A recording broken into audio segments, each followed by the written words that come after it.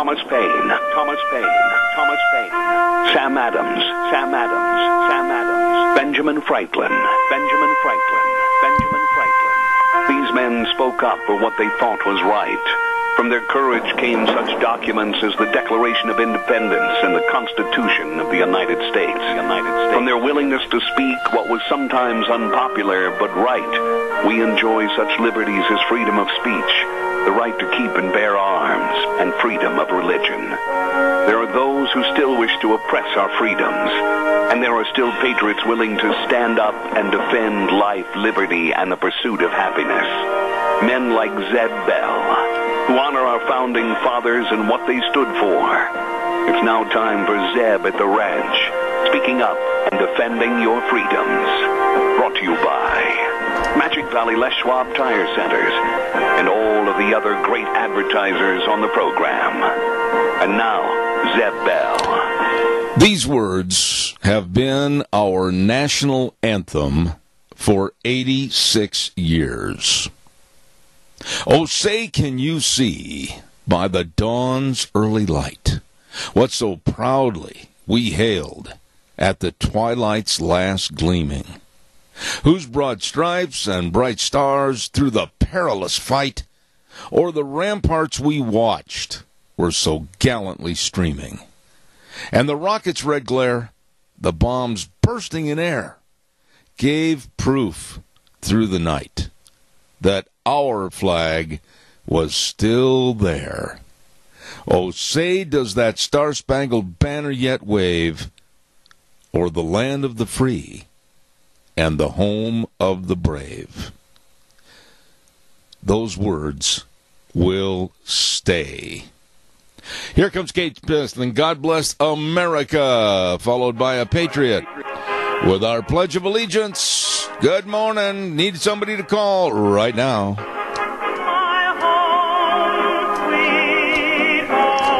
Oh, God bless America. Thank you very much, Kate Smith. And good morning. I'm Zeb Bell, Zeb at the Ranch, with our major sponsor, your Magic Valley Les Schwab Tire Centers, all 7 locations serving you.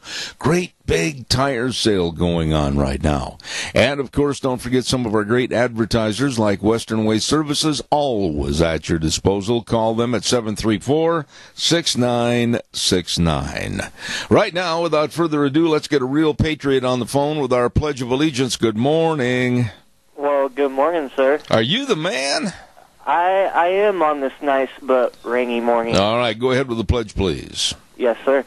I pledge allegiance to the flag of the United States of America and to the republic for which it stands, one nation, under God, indivisible, with liberty and justice for all. Attaboy, Wheels, and right now let's segue right to our weather forecast. What's it going to be?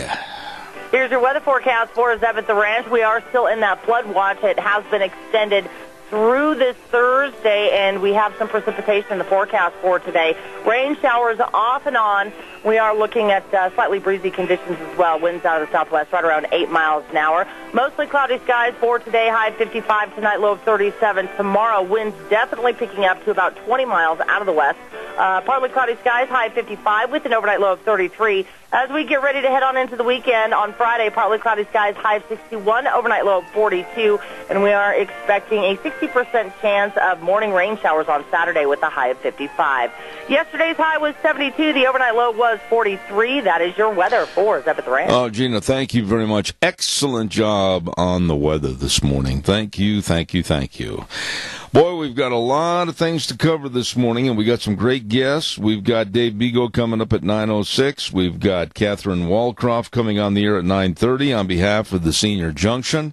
And we're going to talk money, and we're going to talk about where we're at right now as a nation with all the $20 trillion in debt, etc., with nationally known political and economic advisor Steve Beeman. And then at 10:32, Another outstanding case from the Pacific Legal Foundation. Jonathan Wood is going to be talking about Obama and his designation of monuments. So we've got a lot of things to cover. Want to remind you, too, about our friends at Denny's Restaurant, 611 Overland in Burley, and also another location, too, at 291 Pole Line Road in Twin Falls, America's Diner. Oh, these folks are good, and they can't wait to serve you. So stop in and see them today. The very best of breakfast, lunch, and dinner at America's Diner. You got to try those sizzling skillet meals. They are delicious. And all the different pancake breakfasts. Oh, my. Take it from me, a connoisseur, that you're going to love it. Denny's Restaurant, America's Diner, the home of Zeb's Lunch Bunch at 611 Overland in Burley. You stop in and see them today. And by the way, I'm very, very appreciative of all of my sponsors and advertisers, and I mean that. And like I said, these folks have been with me ever since we saddled the horse for the first time on this program, and that's Ramsey Heating and Electric at 2600 Overland Avenue in Burley. The number to call, 678-0459. For all of your heating and cooling and electrical needs, they're there. And they can take care of you. Absolutely. Open at 7:30 to 5 Monday through Friday, where they always provide warm winters and cool summers. Ramsey Heating and Electric. Thank you very much. In some quick shots in the news this morning, and I don't know how you folks feel about this, but it's something that you need to really concern yourself with and be aware. Be aware of what's going on. Puerto Rico is almost demanding, and I think that word demanding is a good word to use there, that we, the United States of America and our citizenry, take them on as our 51st state. Now, a lot of you folks say, well, they're almost a state anyway. No, almost and are is, kind of not even close, okay? They want to come on as our 51st state, but wait a minute. Let's stop the horse for a minute and step off. Here is a country that is in the gutter financially. And I mean that. They are really at the bottom, and they're having trouble just trying to stay afloat in any way, shape, or form. They need our money. They need your money out of your billfold and my money. They need our money to exist. They are broke. And they want others, namely you and I, as citizens of this country, to say to our senators and congressmen, oh, go ahead, make them a state, watch out. Their total wastefulness over the many, many years and frivolous attitude has created the situation to where they're a country that is bankrupt. And much the same as two other deadbeat states that we have here in this United States that can't pay their bills, just keep absorbing more and more debt, California and Illinois. And they've already made overtures to try to get the federal government to bail them out. Why do we need another doormat with mud all over it that says welcome to Puerto Rico as the 51st state? What are your thoughts? Give me a call at 436-2244, 1-866-927-4587. It's almost ironic that I was going to have that story as a lead story this morning because a couple of days ago I had made some inquiry as to Puerto Rico and what they were doing and what they were demanding. And then last night, out of the blue, I just happened to switch over to Tucker Carlson's show. And he had that same story on the air last night. So kudos to Tucker for following up on it and literally showing how much in debt they are and what their demands are. I mean, they sit there, the guy they had on television last night, I assume is the so-called governor of the state of should say requested state of Puerto Rico. And it was almost blatant, oh, well, now wait a minute, we're going to demand to Trump, and we're going to demand to the Congress that we become a state. I don't like anybody demanding things, especially when it's going to cost me money. Calls are welcome, 436-2244, 1-866-927-4587. Also, want to say thank you to Barry Equipment and Rental. I'm telling you, these are good people, and they've got all the sales, service, and parts on all the equipment that you need to get the job done. I'm really high on them. That's right. And they've got the Bobcat excavators, new and used excavators for sale or rent. They've got all the Walker mowers at 0% interest for 48 months, and you can mow like the pros mow. Oh, my goodness. Don't forget, whatever you need to get the job done, they have the largest selection of tool rentals and equipment rentals in all of southern Idaho, and retail equipment sales. Barry Equipment and Rental, Jerome on South Lincoln, and Twin Falls on Addison Avenue West, and in Burley, 159 West Highway 30 in Burley, Barry Equipment and Rental. And another great business that I absolutely give a great big endorsement to because I think they are the best, and that's, of course, Burley Physical Therapy and Rehabilitation. How do I know? Because I went there. How do I know what kind of progression I had? Oh, my goodness, they helped me immensely. I mean, from my knee surgery to the replacement of my hip and everything. Oh, Nick Greenwell and all the physical therapists, they know. They know how to help you get back to being and feeling like you. All you have to do is call for an appointment today at 678-1191. That number again, 678-1191. Burley Physical Therapy and Rehabilitation, located at 1263 Bennett Avenue, Suite 2 in Burley. You call them today. All right, calls are welcome, 436-2244, 1-866-927-4587. New York City Mayor Bill de Blasio is one of the most obnoxious, one of the most repulsive people that I think is in politics today. And in my own personal opinion, he should be tarred and feathered and ridden out of New York City on a rail and dumped into the ocean. This man is now saying and doing the following. He's putting out printed material on behalf of the city of New York, and he's advocating seminars on behalf of the city of New York to teach people how to break the law and hide from the immigration and custom folks. Yeah. He's handing out all this stuff. He's making it known that he wants them to hide and how to get away from ICE if you're here illegally. And he's teaching them how to avoid our laws. Now, holy cow, folks, come on. We have laws in this country for a reason. And without having laws and regulations, we would have utter chaos. It wouldn't be safe to step out your front door. It might not even be safe to stay inside your front door.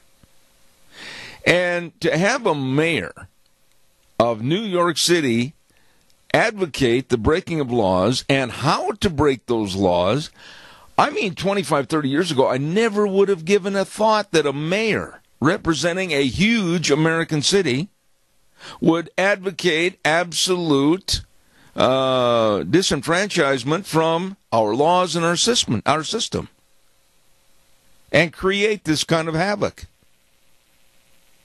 I mean, well, you don't like that 55-mile-an-hour speed limit? Oh, never mind, go 90. You don't like going 35 miles an hour in town, whether it's Twin Falls or Burley, or maybe 25? Oh, just go the speed you want to. If you want to go 85, 90, go ahead. Break the law. You don't like somebody, you go up and bust a bottle over their head. Oh, that's fine. They were in your way, probably. I mean, lawlessness is prevalent in our society today. And it's all caused because of a lack of leadership, stern leadership, and imbeciles like New York City Bill de Blasio. All right, give me a call, 436-2244, 1-866-927-4587. Scott Gano Landscaping and Sprinkler Service at 438-2485. Write that number down on the dust on the dash of your pickup or with a black magic marker on your refrigerator. 438-2485, doing all your tree trimming. Nobody does it better. That's right. And, of course, get your fruit trees trimmed right now. Give them a call. Also, it's time to put in and or replace the existing sprinklers. Get ready for the irrigation season. All you have to do is call Scott Gano Landscaping and Sprinkler Service, 438-2485. You give him a call today. Oh, and we've been telling you about a great big sale that's coming up that's going to be managed by Rogge Auction Service, and it's the Spring Community Sale held at the Minidoka County Fairgrounds on April 8th. Man, that is coming up around the corner. And hold on, caller, I'll be right there. And you need to consign right now so they can get your items on the sale bill. And they're going to have some pre-qualifying of items so that they know they've got excellent quality to put out in front of the public. Don't forget that's coming up on April 8th at 10 a.m. Minidoka County Fairgrounds. Rogge Auction Service putting on that big spring community sale. Ron Rogge, 431-6187. Cade Rogge at 431-0074. Caller, good morning. You're on the air. Morning, sir. Yes, sir. Yeah, I seen a meme this morning on Facebook, and it shows God had a brain in his hand and handing it down, and the other hand stopping him and saying, "No thanks, I'm a liberal." You know, Doug, Doug, seriously, no chuckling, no giggling, no laughing, no smiles, no smirks. We're in trouble. We are in a lot of trouble in this country because there's no respect for the law, and leadership that is involved in promoting respect for the law absolutely is turning a blind eye and a deaf ear, and they're just basically saying, go ahead and have chaos. We don't like the Trump administration. Just do as you want to. I know it. And that, I don't know how they think they can get away with this. It's just unreal. Well, they had a leader in the White House the last 8 years that if he didn't like a law, he didn't enforce it. Yeah. Yep. And like you said, if you don't like the speed limit, go what you want. I mean, can you imagine a country where there was no laws at all? I can, because we're living in one that's going that way. Well, we're headed that way, yes. Yeah. If you had a country with no laws, so that means you could go kill somebody and take what he has, and you would have no repercussion for it. Well, I can, because it's happening with illegal immigrants coming in here and basically thumbing their nose at the system. They're killing people. They're driving drunk and killing people. They're raping school children in the classrooms, and they're getting away with it. I know it. And the liberals, like that one, Mark Stein, he stated this morning that the liberals put a 14-year-old girl on the altar and sacrificed her for their liberal ideology to be all-inclusive. Let me just, you touched on it. Okay, now you've opened up the Pandora's box that I was going to talk about next segment. And I'm just going to say this, and I'm going to be extremely blunt about this. Number one, I don't care. I do not care about any surge of Central American children, and they use the word children. These are punks and thugs coming up, and many of them are with the gang that's the most deadly gang in the world today, MS-13. I don't care about these stupid school officials that are saying, oh, well, it's okay in some cases to have 21-year-old men from other countries sitting in classrooms with 13 and 14-year-old girls. I don't care what they have to do to these two suspects that were 18 and 17 years old that dragged a young girl, 14 years of age, into a men's room and raped her. Get them out of here, and I don't care what happens to them physically. Well, I'd like to see where the parents of that girl, I pray for her, and I pray for her family that God will help them get over this and help her get her, her mind back. Yeah, but who's next, Doug? Together. Yeah, but wait a minute. Who's next? Who's next with this idiocy of making this a haven for criminals and sleazeballs to come into this country? Who's next, Doug? But what my point's going to be is Obama, this is on his hands. And this is on the mayor's hands. And this is on the governor's hands of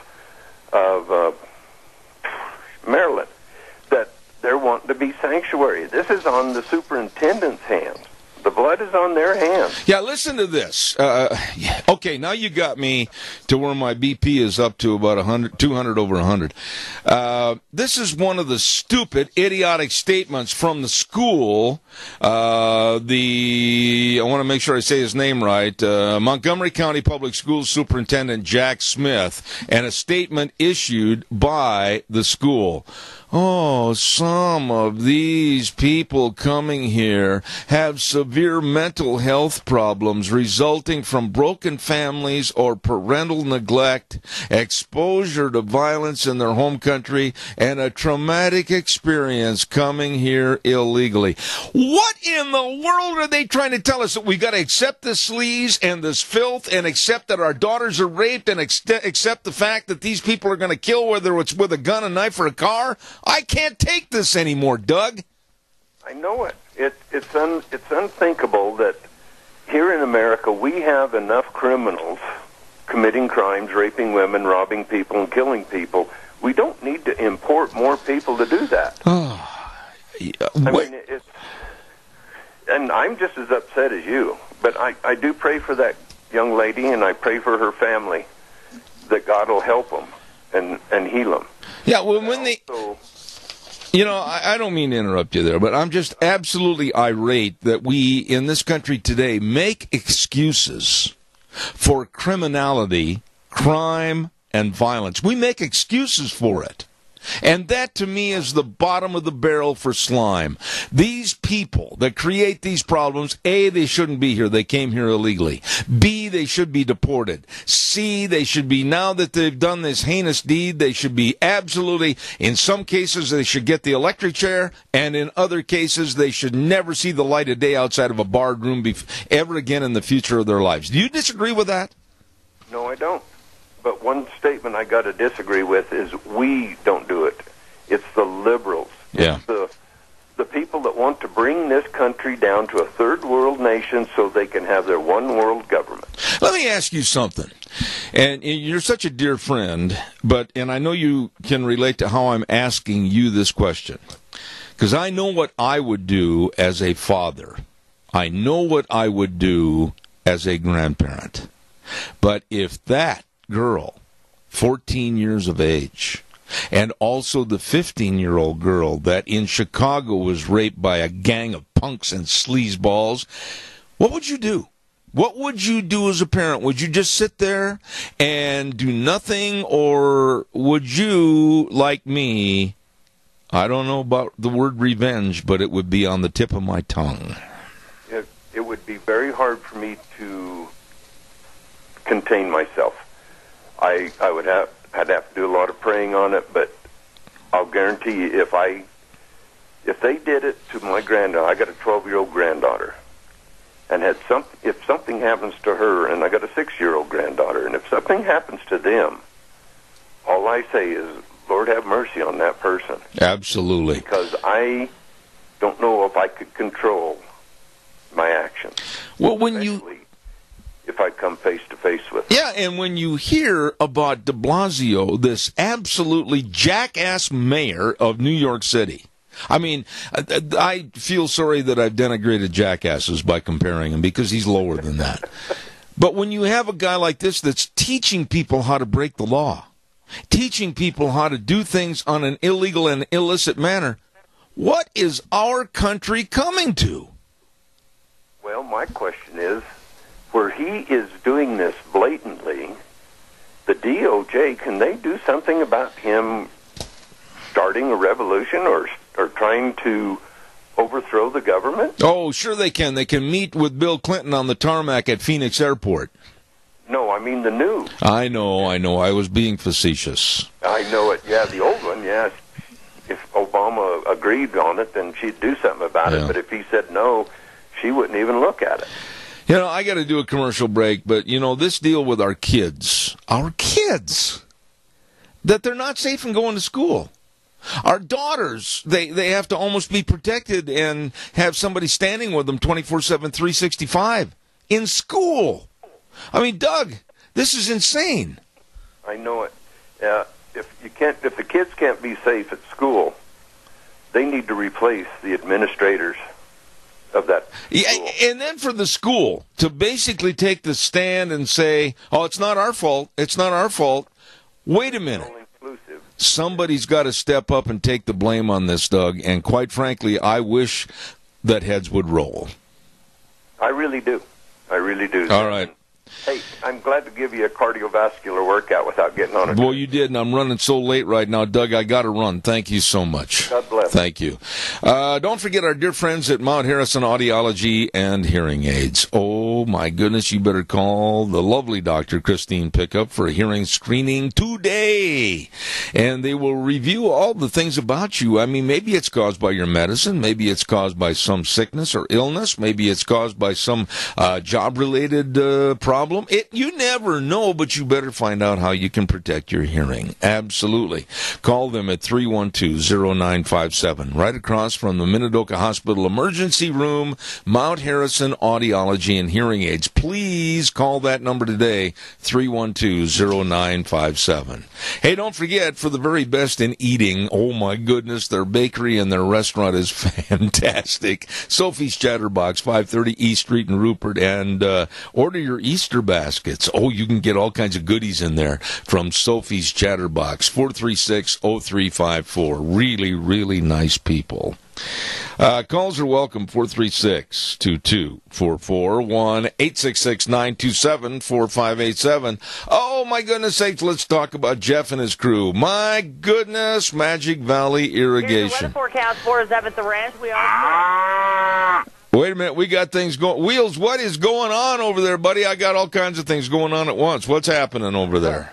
You had a call, and I accidentally clicked on the weather instead of your cow moo, so you have a caller. Well, I'll get it in just a second. Don't forget, our dear friend, let me start over again. Jeff's wondering what's going on. Jeff at Magic Valley Irrigation and his entire crew, they know irrigation, and they appreciate all the business they've had at Magic Valley Irrigation. Call them. This is the hotline number, two of them, 678-3101. 678-3101 or 431-3101. They're located at 44 East, 500 South of Burley, and believe me, they are experts in irrigation that can and will help you for this spring and summer. And they can also help you with the U-bends, the handline risers, Heliarc welding, pumps, manufacturing wheel line elbows, everything at Magic Valley Irrigation. 44 East, 500 South of Burley. Hello, Jeff, 678-3101. Caller, good morning. You're on the air. I can wait for the weather there, Zed. Well, it wasn't due at that time, my friend, so go ahead. You know, the difference between the days that I grew up in and the city I grew up in, if something like this had happened, it would have been taken care of very quietly. And those two guys would probably end up in a 50-gallon drum in the Hudson River. And you know, taking care of that situation. You know something, Tony? There are those in the audience that are going, "Oh, they're espousing violence. Oh, violence begets violence." Let me tell you something. And I don't mean this to you, but you know the situation because you grew up in it. A lot of times in days gone by, whether it was the Old West or whether it was the streets of New York back in the late 1800s, early 1900s, people took care of the problems and they took care of their own. I am not advocating that we go back to anarchy and chaos, but I'm telling you something, that if these people walk, and in many cases they walk out the door sneering at our political and our judicial system, something's got to be done. I'll let it go at that. Well, you know, Donald Trump wants extreme vetting.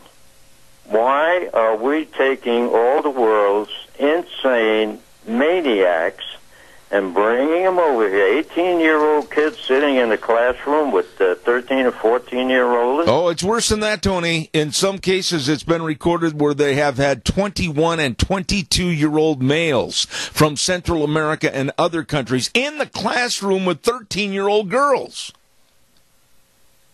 You know, I grew up the hard way, and I'll tell you right now, if that happened to my daughter, I don't care what would happen to me, I would make sure I took revenge on these two guys, and I don't care how the cops took it, I'd end up in prison.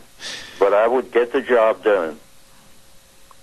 You cannot, and I mean this, you cannot find any wisdom in our school society of placing illiterate, non-English speaking illegal immigrants in classes with much younger children and not expect a problem. This is complete insanity what they're doing.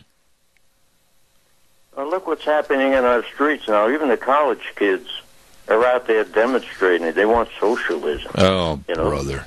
They hate the leadership we have because he's got rules and regulations. We want to keep these nutcases out of our country. Zeb, I'm really disgusted. Of course, I'm 87. I'm not going to be around that much longer, but I wish we returned to the old days of Judge Roy Bean.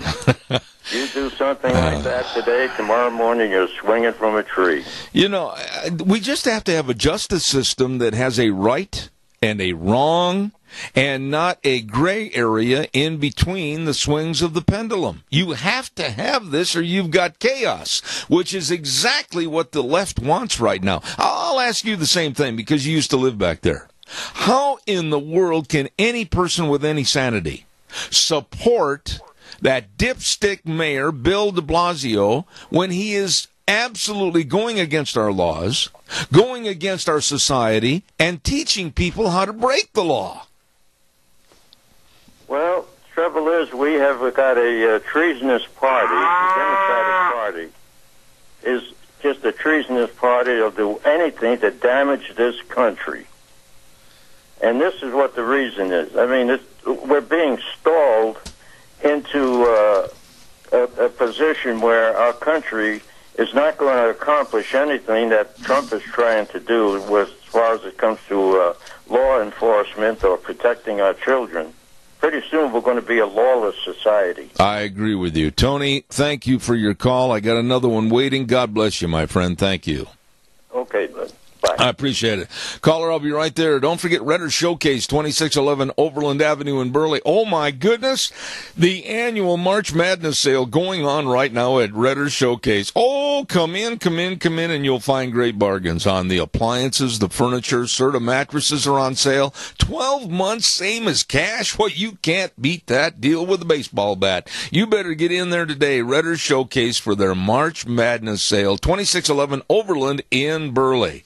Oh, and by the way, too, don't forget the 45th Annual Salmon Select Horse and Mule Sale, April 5 through the 8th, up at Salmon, Idaho at the Lemhi County Fairgrounds. My dear friend Fred Snook's got it rolling for this year. Start on April 5th, and it goes through the 10th, actually, with all kinds of different activities. And then, of course, they're going to have the big Select Mule Sale on April 7th, which is a Friday at 6 p.m., the big horse sale on Saturday the 8th at 1:45 p.m., 1 p.m., by the way, and all of this and so many more added fun things at the 45th Annual Salmon Select Horse and Mule Sale in Salmon, Idaho, in the Lemhi County Fairgrounds, April 5th through the 8th. Good morning, caller. You're on the air. You know, as a parent, you know, whether or not it is somebody else's child or God forbid, yours, when you neglect your job as a parent to monitor what's going on with your child and what environment they're in at the school, you are not doing your job. And these parents, now that they've realized that something as bad has occurred, I mean, absolutely, this is a crisis. It's deplorable. And I say, well, you see, we should have been on this thing from the beginning. And when you elect a governor who wants to have a sanctuary state, you elect a mayor who wants to have a sanctuary city, and you have administrators who allow these 17, 18-year-olds with 14-year-olds, and you say, what in the hell are we doing? But you see, the poor girl she's been harmed, and you never know. Randy, just a minute. You probably have granddaughters. No, I don't have any Wait a minute.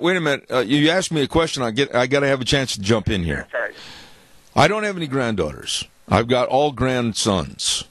But let me tell you this, that when people come here from a lawless, absolutely chaotic culture, and they don't have any respect for our culture, our laws, or our Constitution, it's going to happen. And it's going to happen with frequency. And then you have these advocates for no borders. There was one on television this morning that I wanted to reach through the screen and just beat him to a pulp, and I'm being honest, that sit there and go, oh, well, these people, they don't understand, and they're trying to come here, and they've got their own value system. That's the problem, Randy. I don't want these people here with their own value system. This is America. We have a value system.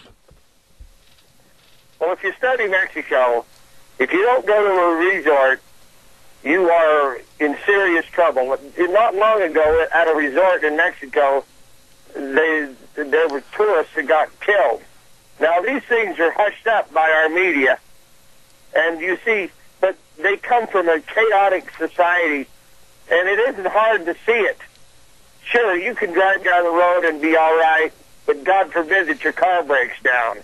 But these people come from chaos, 50 to 60% straight poverty. I mean, the screaming death poverty. Yep. Not like poverty in America where you have a cell phone and a TV, food stamps. Wait a minute, though. Whoa. Randy, wait a minute. Serious stuff down there. Wait a minute. Stop. Mexico is like going to Mazatlan or Cabo San Lucas, or that it's the beaches and the Mexicans are so nice. Well, when you live in that kind of chaos and you come across our border, and we have no idea, again, who's coming across, you end up with this. But when you have a situation where an innocent 14-year-old girl has been raped, it doesn't make any difference to me who these people are. They're the low end of the vermin pole as far as being in our country, many of which are gangs from Central America, gang members of the MS-13, and all the crimes, all the drugs, all the shooting, all the everything.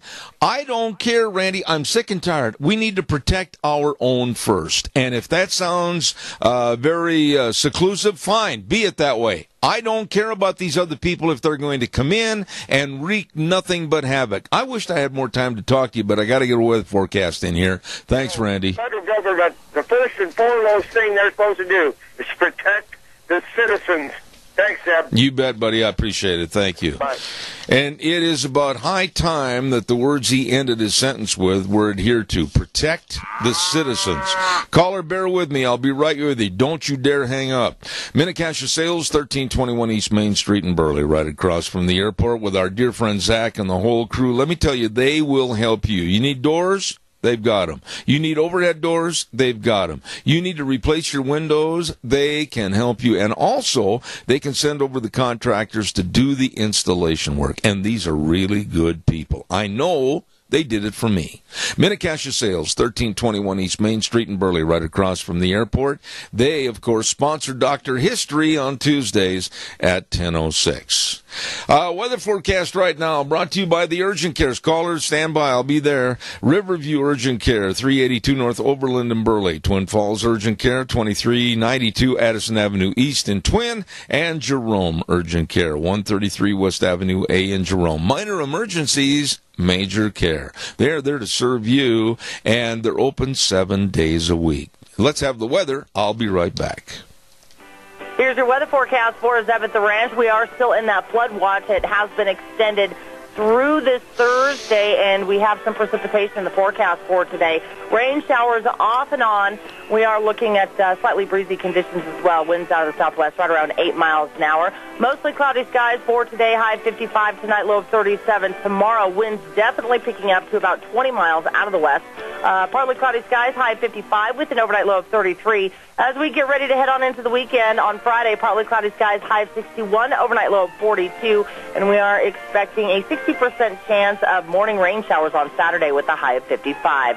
Yesterday's high was 72. The overnight low was 43. That is your weather for us up at the ranch. I appreciate it, Gina, and don't forget the urgent cares and with the in-house labs and the x-ray facilities. My goodness, Riverview Urgent Care in Burley, Twin Falls Urgent Care, Twin Falls, Jerome Urgent Care in Jerome, minor emergencies, major care. Caller, good morning. You're on the air. Well, good morning, Zeb. I'll tell you, look at the big picture.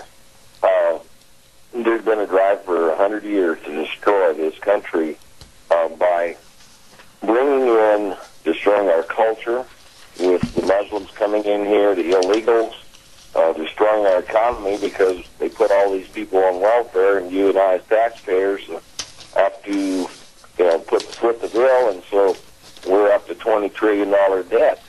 And so they're trying to work really, and they're succeeding in making us a third world country. Then there's the editorial from this idiot legislator about climate change. I don't care how many thousands of people show up.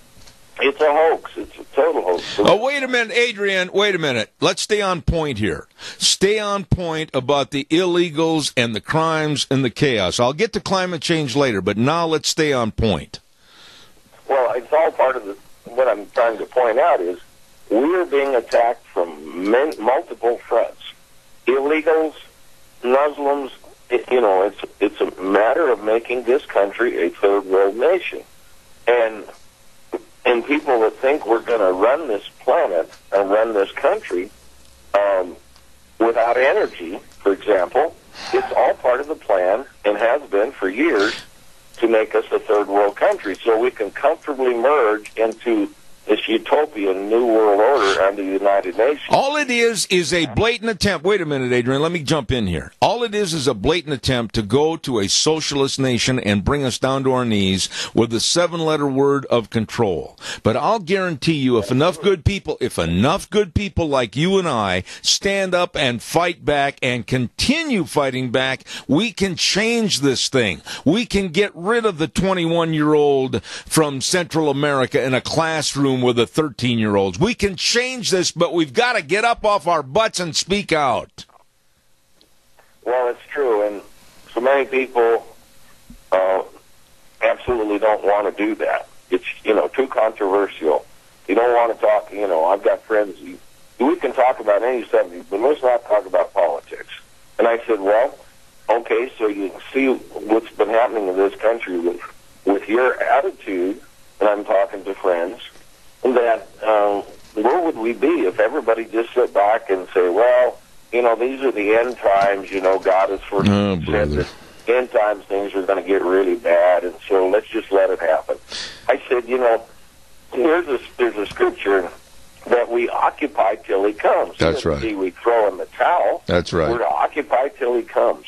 But the other part of that problem is that the Union Theological Seminary, we used to be a nation under God. We are no longer, when we abort so many babies and so forth, that the ministers have been, go right along with all this stuff. All right, I got to interrupt you.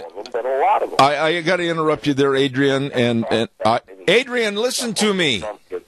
That changed, that we can talk about some of these political issues that are cultural issues in church. But right now, a church that tries to do that, they lose their tax-exempt status. All right, now, wait a minute. Let me interrupt. Wait a minute.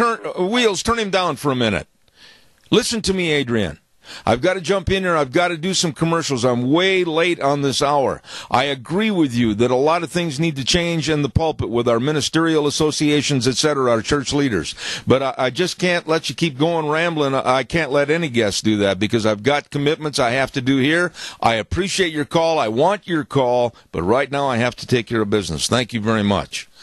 Women's Expo coming up on Southern Idaho Women's Expo April 13th at the Best Western Burley Inn, sponsored by the Mini-Cassia Chamber of Commerce, Idaho Central Credit Union, and Idaho Housing and Finance. 9 o'clock in the morning on the 13th. And by the way, if you're a business that would like to have a booth space there, please call the Chamber office, 679-4793. 679-4793. Southern Idaho Women's Expo April 13th. Don't you miss it.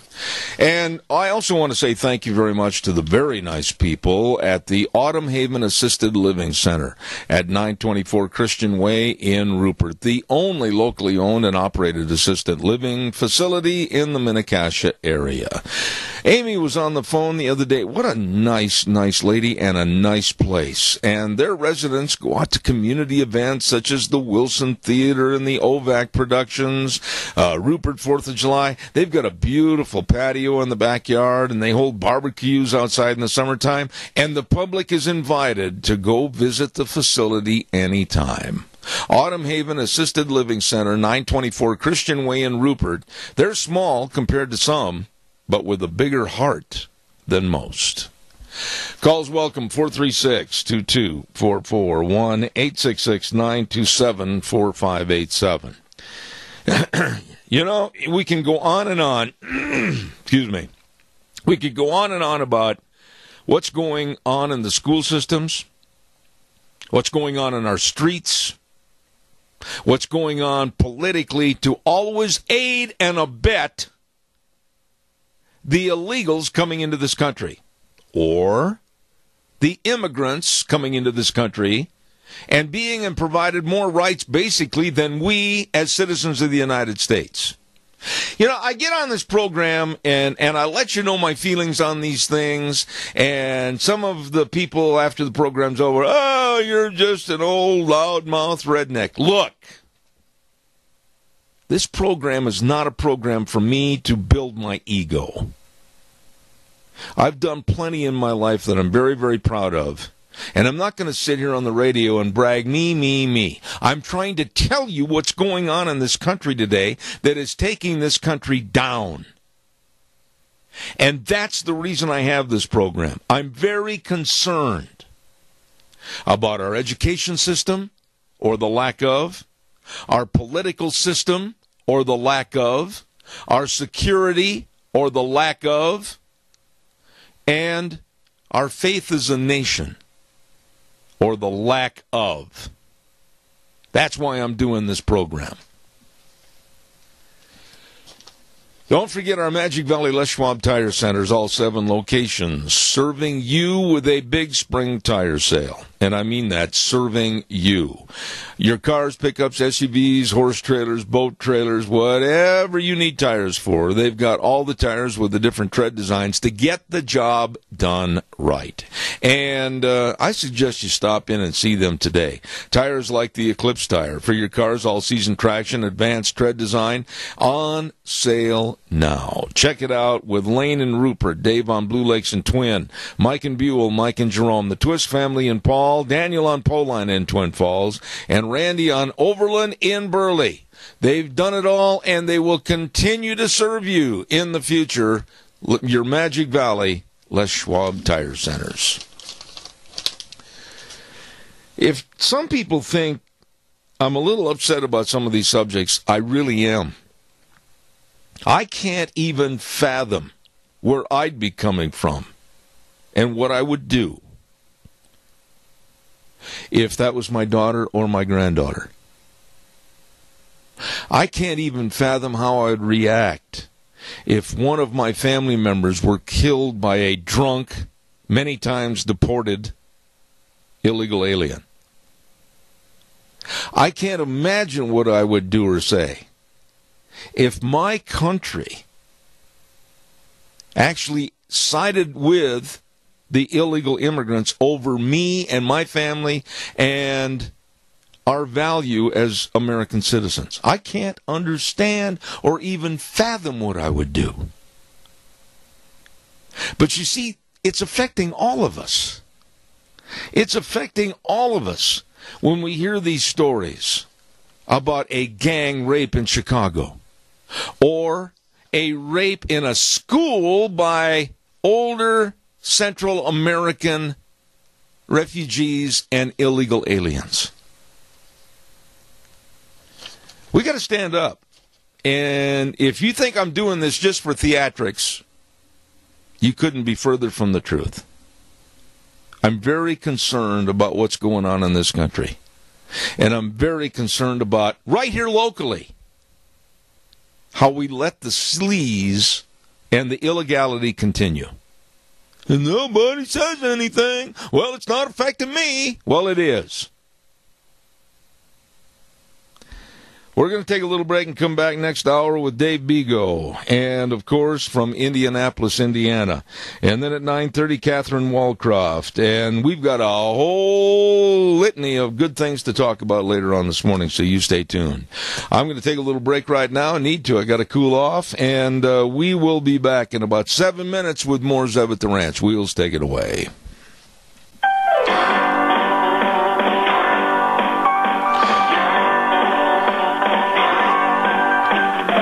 Oh, good morning, good morning, good morning. Zeb at the Ranch, and thank you very much for tuning in. Zeb Bell here with our major sponsor, your Magic Valley Les Schwab Tire Centers, all 7 locations serving you, and along with some of our great advertisers like Western Waste Services. From the canyons of the Snake River and all across southern Idaho, we're always at your disposal.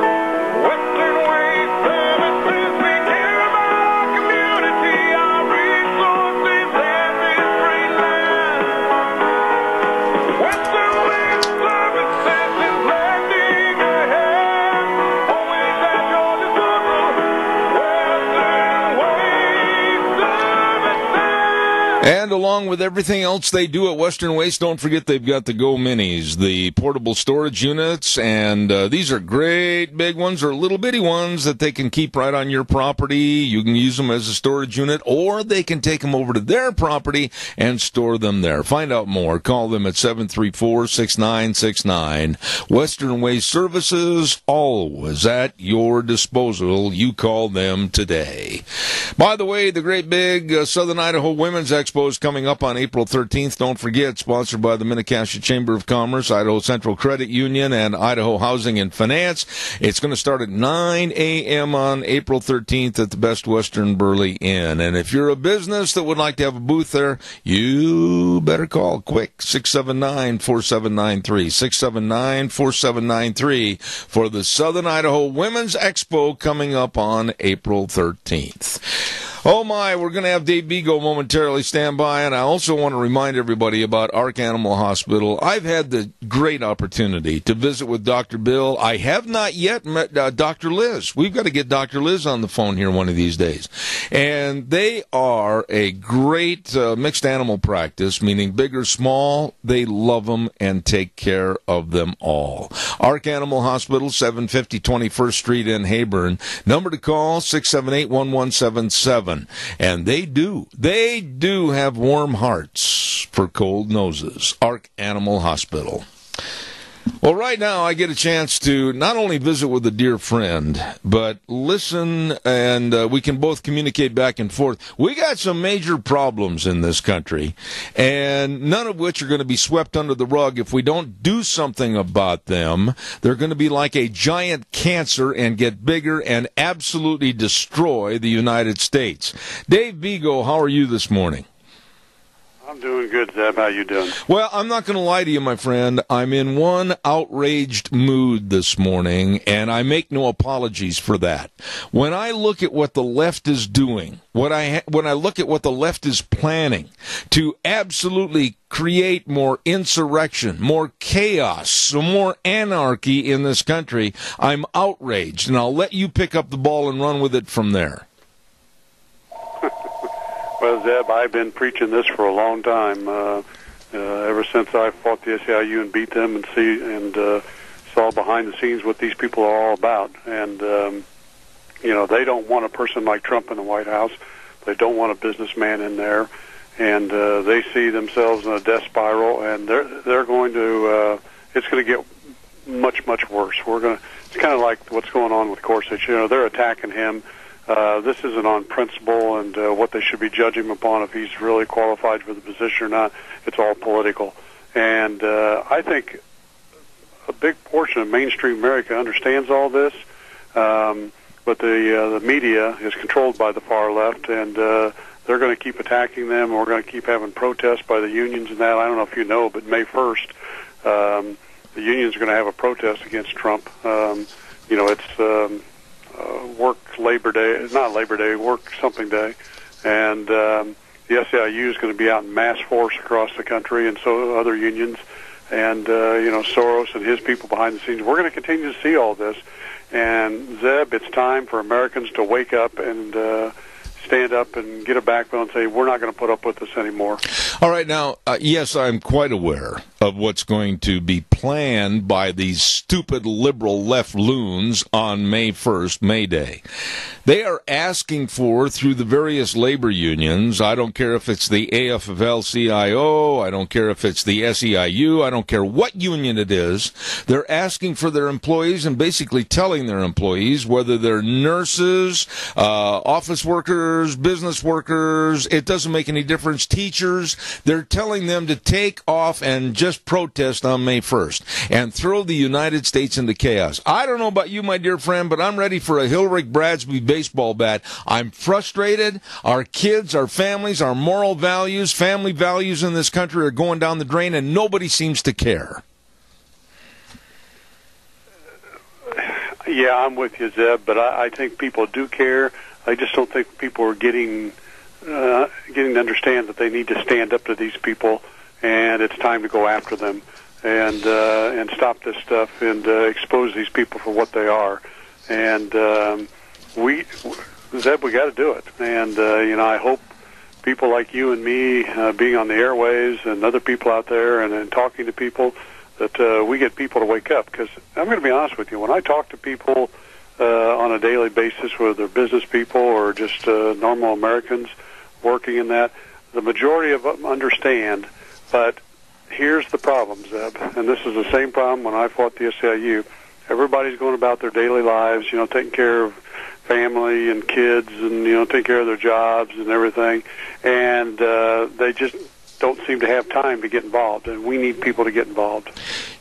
My wife, I got to give her credit. She really put forth a lot of effort in regards to pulling some information off the Internet, much of which has been written by these left-wing websites about what they want to do on May Day and how bad they want to hurt this country and how bad they want to hurt this administration with Donald Trump.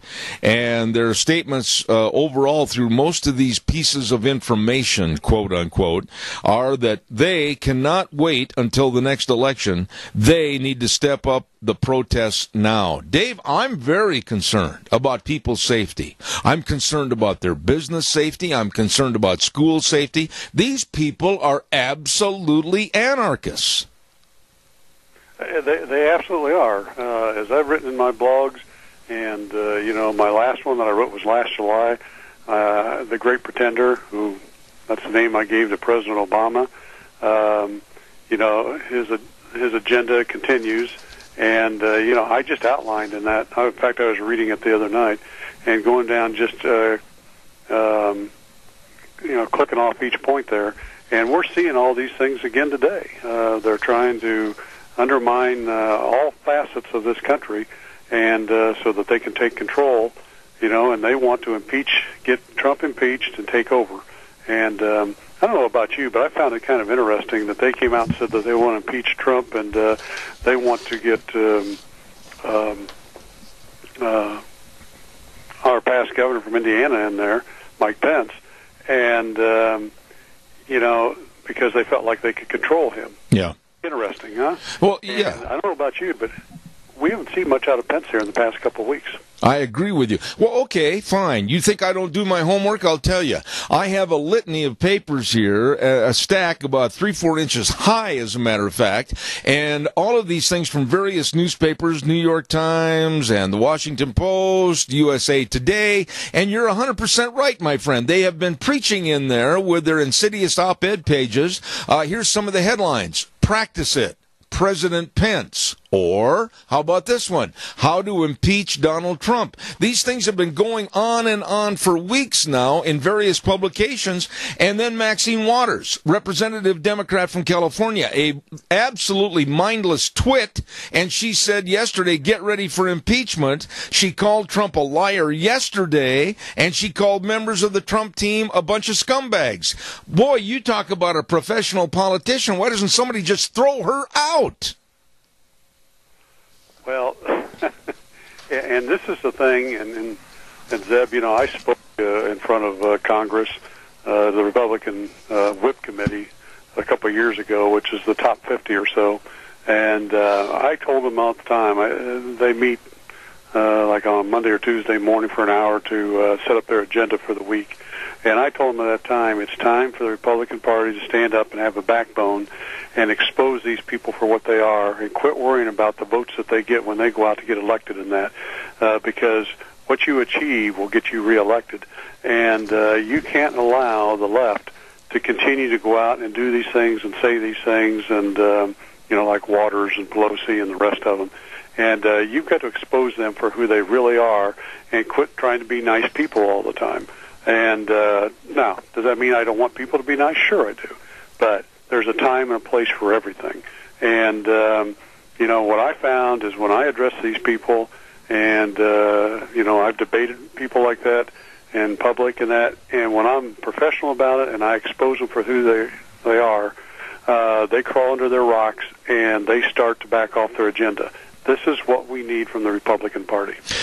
I agree with that up to a point, but I'm honestly committed. When I read statements like this for May Day, let me read this to you and then I want you to respond. This May Day can be turned into a first major rally of resistance by the unions against right to work for less legislation, to defend wages and working conditions, and to build the struggle for equal pay and equal rights for all workers, no matter of race, gender, sexuality, ethnicity, or immigration status, and promote immigrant rights. Now, stop me right there, my dear friend, and interject. If you are here illegally and an immigrant to this country, and like Bill de Blasio, the absolutely ditzy New York mayor that's protecting people and trying to tell them how to break the law, what rights do these illegal immigrants have in this country? Share that with me. Well, they don't have any rights in this country, but, you know, and I wrote a blog about this a couple of years ago, that what we need to do, and, you know, Trump has kind of hinted at this, and is that we need to collect these people and tell them, you have a certain amount of time to apply for a green card. This is where you've got to go apply for it, and then we'll give you a certain amount of time to apply and become citizens of this country. However, we're going to do background checks and everything, and if you don't meet the requirements of our laws, you will be deported. And we need to do this right away, because here's the thing, Zeb. The reason the unions and the people want these people here is because they eventually are going to force unionize these people. That's their goal, and it's all about the dues money, the money for their pockets and for their political agenda, which is 95% of the Democratic Party. And that's what this is all about. The unions and the Democratic Party are in a death spiral, and they know it. They need the money to build themselves back up and take control of this country. All right, now, Dave, you're a good guy, honestly. I mean, you're one of the nicest people I've ever met. I wish that we could get together and just kind of sit there over a glass of wine, which I know you'll make me pay for. But I wish we could sit and visit about various topics face to face. But now, honest answer, and no flowering one side or the other. On May Day, with what I have read about these very contentious people that want to have anarchy and chaos, how bad actually do do you think May Day will be with the left trying to absolutely throw us into turmoil? Zeb, I don't think it'll be that bad. I think it's what they're trying to do to, move America to the other side. But this is the opportunity, again, for Republican lawmakers and President Trump in a professional way get up and say, America, you need to look at what's going on and understand a lot of these people are being paid to come out and protest, and they're being told lies, that right to work is bad and these things, where the truth is right to work is giving people more opportunity to grow their wages and freedom of work and all that kind of stuff. And all this stuff they're promising them is what the same thing the unions do when they're trying to force unionize people. They throw out all this misinformation and hyperbole and that just to get in these people's minds and brainwash them so that they'll let the unions force unionize them. And that's what they're trying to do to America. And, and give them some examples of it. And I'm telling you, Zeb, it will make this thing really calm down. You mentioned earlier the nomination hearing for Neil Gorsuch, and I'm going to tell you that I spent a lot more time than I should have yesterday sitting there and watching and listening to the idiocy that was represented on the Democratic side of the aisle with Dianne Feinstein, Al Franken, Dick Durbin.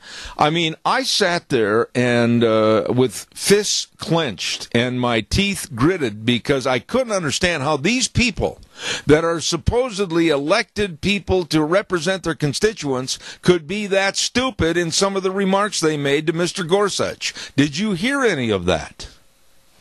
Oh, I did, and it is stupid stuff. And again, it's politics. It's all a way, again, and people have to understand this.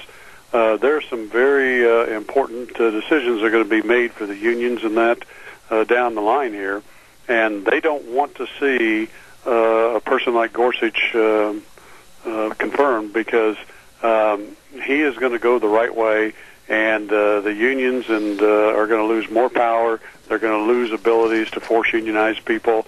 And again, and this is, you got to follow the money trail, okay?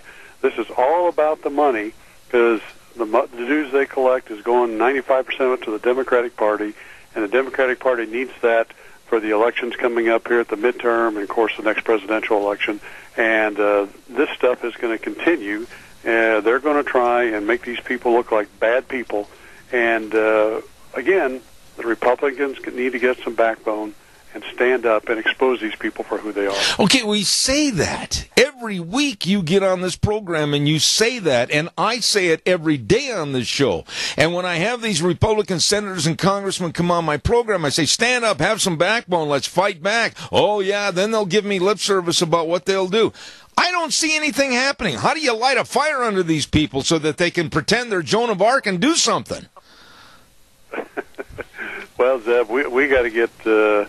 we got to get the Republican Party in general and the people that vote these people in the office to understand that we got to get people in office that understand what's going on in this country, have a backbone, and will stand up and do these things, and aren't there for a career. They're there to serve this country for a couple terms and do the right things, and then go back to the private workforce. And it's not an overnight situation. We're going to have to continue to wake people up. On another note, I wanted to talk to you about this morning, and you are kind of cool hand Luke as far as sitting down and analyzing things. What would be any, if any, common sense in trying to incorporate Puerto Rico as a 51st state when that country literally is in the gutter financially? And we would be bringing another problem child into the throng, much the same as the wastefulness in California and Illinois. But they want to really push to become a state of the United States, and all I see is more money out of my billfold to support their idiocy. What are your thoughts? Well, I think you're exactly right on that. Now, do I think it would be good at some point? Yes, but I think before we get to that point, we got to get back to the point where we get rid of all these entitlement programs and this money going in the wrong direction and clean up our national debt so that the states out there, they have to be forced to clean up their problems. And that if we do bring somebody else in, another, like Puerto Rico as a state, they have to understand they've got to meet the objectives of this country. They're not just going to get benefits from us. And but we got to clean up the mess we have right now, and the biggest mess is this national debt. And I would like to see this administration start going after it a lot harder than it is right now. Okay, your thoughts. Tomorrow, the big day. I've been criticized for some of my remarks about the American Health Care Act. I've been criticized by some saying, oh, come on, Zeb, let them run it through. Let them run it through. I still think they're moving too fast. I still think there's a lot of areas, especially for the protection of senior citizens in our country, that with the health care and Medicare and other issues that they have not looked at and addressed. Your thoughts on trying to really have a full court press on the new health care system? Well, I'm going to be honest with you, Zeb. I wish they would have just repealed Obamacare and got back to where we were, and then move forward from there. Because if you really look back before Obamacare was instituted, we didn't have that many people in this country really complaining or having major health care problems. I agree. And, health care costs were lower, and people like we've got a guy in here that. He doesn't work for us. He works for the IT company that does come in and does computer work and that for us. And I was talking to him the other day, and he's got maybe Parkinson's disease. I don't know. That's what it appears. And I said, well, you need to get in and look at it. And he says, well, I don't have health care right now. He says, Dave, my health care before Obamacare cost me $100, $105 a month, and now it's over $500 or $600 a month, and I dropped it. Yeah. And I think there's more of that out there than what the country knows and what the government statistics show us. And I'd like us to get back to that. And then from there, we can start doing things that improve opportunity for people, with healthcare competition across state lines and things like that, that will let the free market build a good healthcare system for us. Amen. And, one last thing on this. The other thing that they don't talk about is how high the deductibles are. Yep. I mean, there's people that are, they've got $10,000 or $12,000 deductibles they pay before they get health care coverage. I agree. On major problems. Absolutely.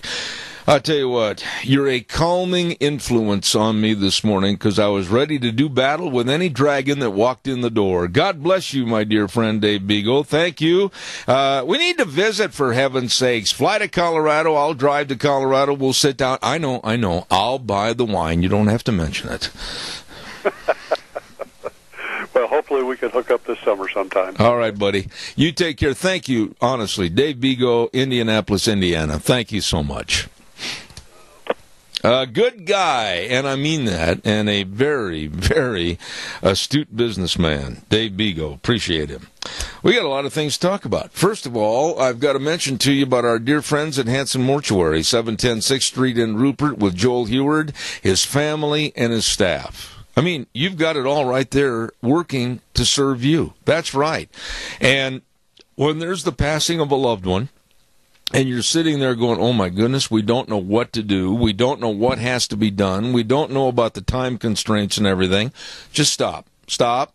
Think for a minute, and then call Hanson Mortuary at 436-5636. Always treating you with the highest ethical standards with unquestioned integrity. Remember that. Call them. They can travel to the rural towns and the churches to help you with the arrangements. Hanson Mortuary, 710 6th Street in Rupert, 436-5636. There is a lady and her family that have a business over in Rupert that I think that she is one of the most innovative, and she's got some great ideas, and that's Nicole over at Mad River Laser. I cannot say enough about her and her store. Every time I've gone over and had her make something up for me or my business or for special gifts or anything, she is phenomenal. And they're going to have a big spring open house sale March 24th through the 31st, and the entire gift shop is on sale. You better get over there. Mad River Laser Laser, 502 East Street in Rupert, right on the square. And you need to ask them about free engraving and free embroidery, and they're going to have door prizes over there. I love this store. I do. Mad River Laser in Rupert, right on the square, with a big sale for their spring open house. Nice people. Let's take a look here, and in just a few minutes, we're going to have Catherine Walcraft on the phone, talking from the Senior Junction. I got a lot of things I want to mention to her this morning. And right now, first and foremost, let's look outside. Yeah, well, a little cloudy, a little wet, but believe me, spring is here. And if you're not ready for spring to go out and enjoy it, we rode our four-wheelers again last night. Yeah, got done working the horses out, and then we went and rode the four-wheelers. And if you don't have a four-wheeler, stop over to Let's Ride, 270 Highway 24, between Rupert and the World. They've got a showroom that will knock your tenny runners off. Holy smokes, how did they get all that equipment in there? It's phenomenal. So get over there and check out the new ATVs. And if you've already got one and you need to get it serviced before you head for the trails, get it in there to their service department. Absolutely. Let's Ride. Open Monday through Friday, 9 to 6, Saturdays 9 to 4, where the fun is sold. Let's Ride. And also over in that neck of the woods, or that part of the desert, don't forget Cameron and Siemens Insurance. Hello, Todd. How you doing, buddy? Life insurance, health insurance, retirement planning, employee benefits, and so much more.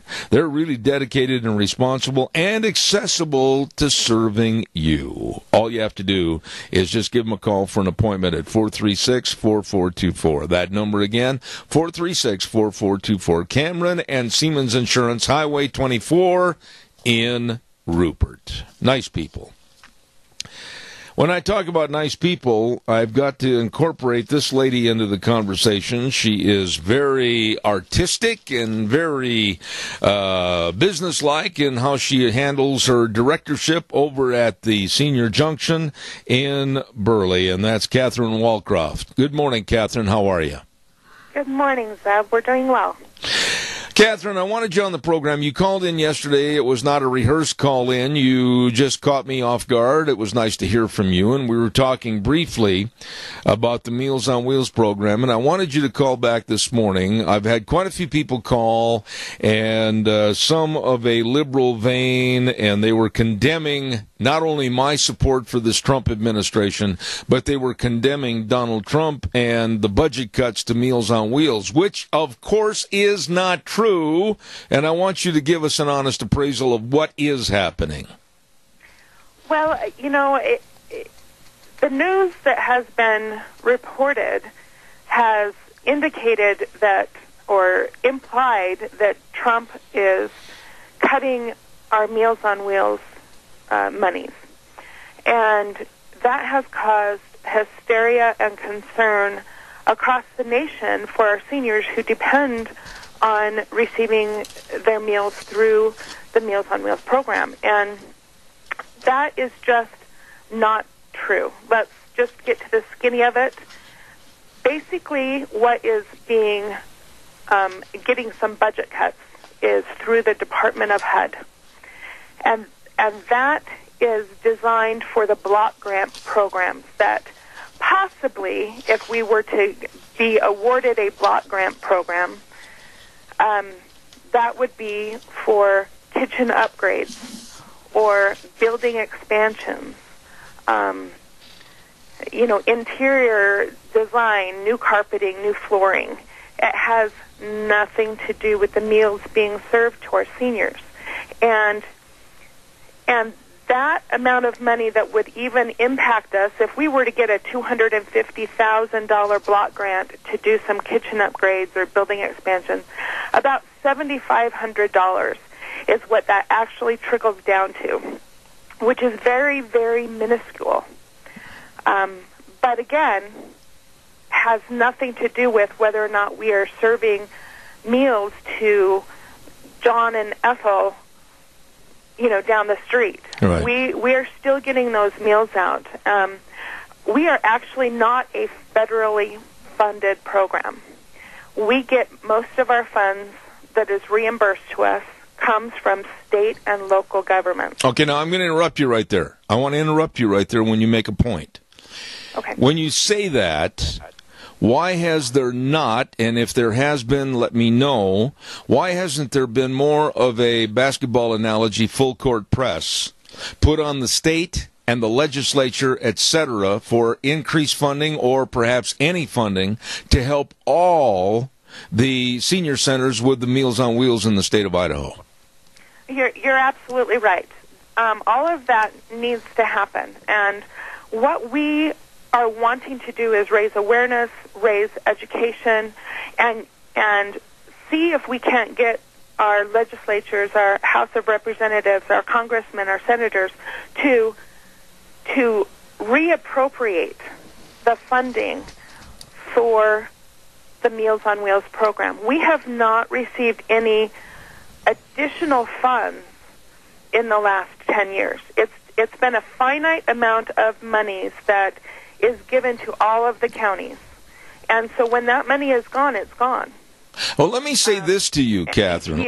Let me say this. And again, if you think I'm wrong on my analogy, jump in and tell me, because I'm not at all opposed to having a good debate on I feel I'm right or you feel you're right. But here is the state, and we have approximately 78,000 people complaining and moaning and groaning about Medicaid and how they want more advancements and they want more money. Many of those people on Medicaid are also physically fit that could go out and enhance their own personal responsibility by getting a job and be contributory members to our society. The Meals on Wheels is a very verifiable program so that those in need are the ones that get the meals. Why can't we have the other agencies adopt the same verification and create monies that might be available for the Meals on Wheels? Absolutely. That would be the ultimate goal, is to be able, like I said, we need to raise the awareness and educate people that this is a vital program for the community. You know, just in layman's term, the cost of having a senior fall and have to go to the hospital. Yes. The cost of one day in the hospital or a week in a nursing home would fund an entire year's worth of nutritious meals that would help keep them in their homes, that would help keep them healthy. Poor nutrition is the leading cause of falls amongst our seniors, and it's such an important function for our community to have this, and we need to make our congressmen, our senators, we need the governor to understand that this program is so important. We need voices out there being advocates for our seniors. Okay, but are there those voices? Have you been to the legislative session? Have you appealed to the senators and the congressmen for our state? Are there other groups that have sat there and slammed their fist down on the table and said to Butch Otter and others, listen to us? Is somebody doing this? Yes, actually, Mary and Jack Zarbaninski just went a few weeks ago up to the Capitol to work a plan for seniors and to get that information out to ask for more funding for our seniors. And you know, there again, it's just getting the words out to everyone. Well, I agree with that, but I'm going to say some other things that might raise your ire a little bit.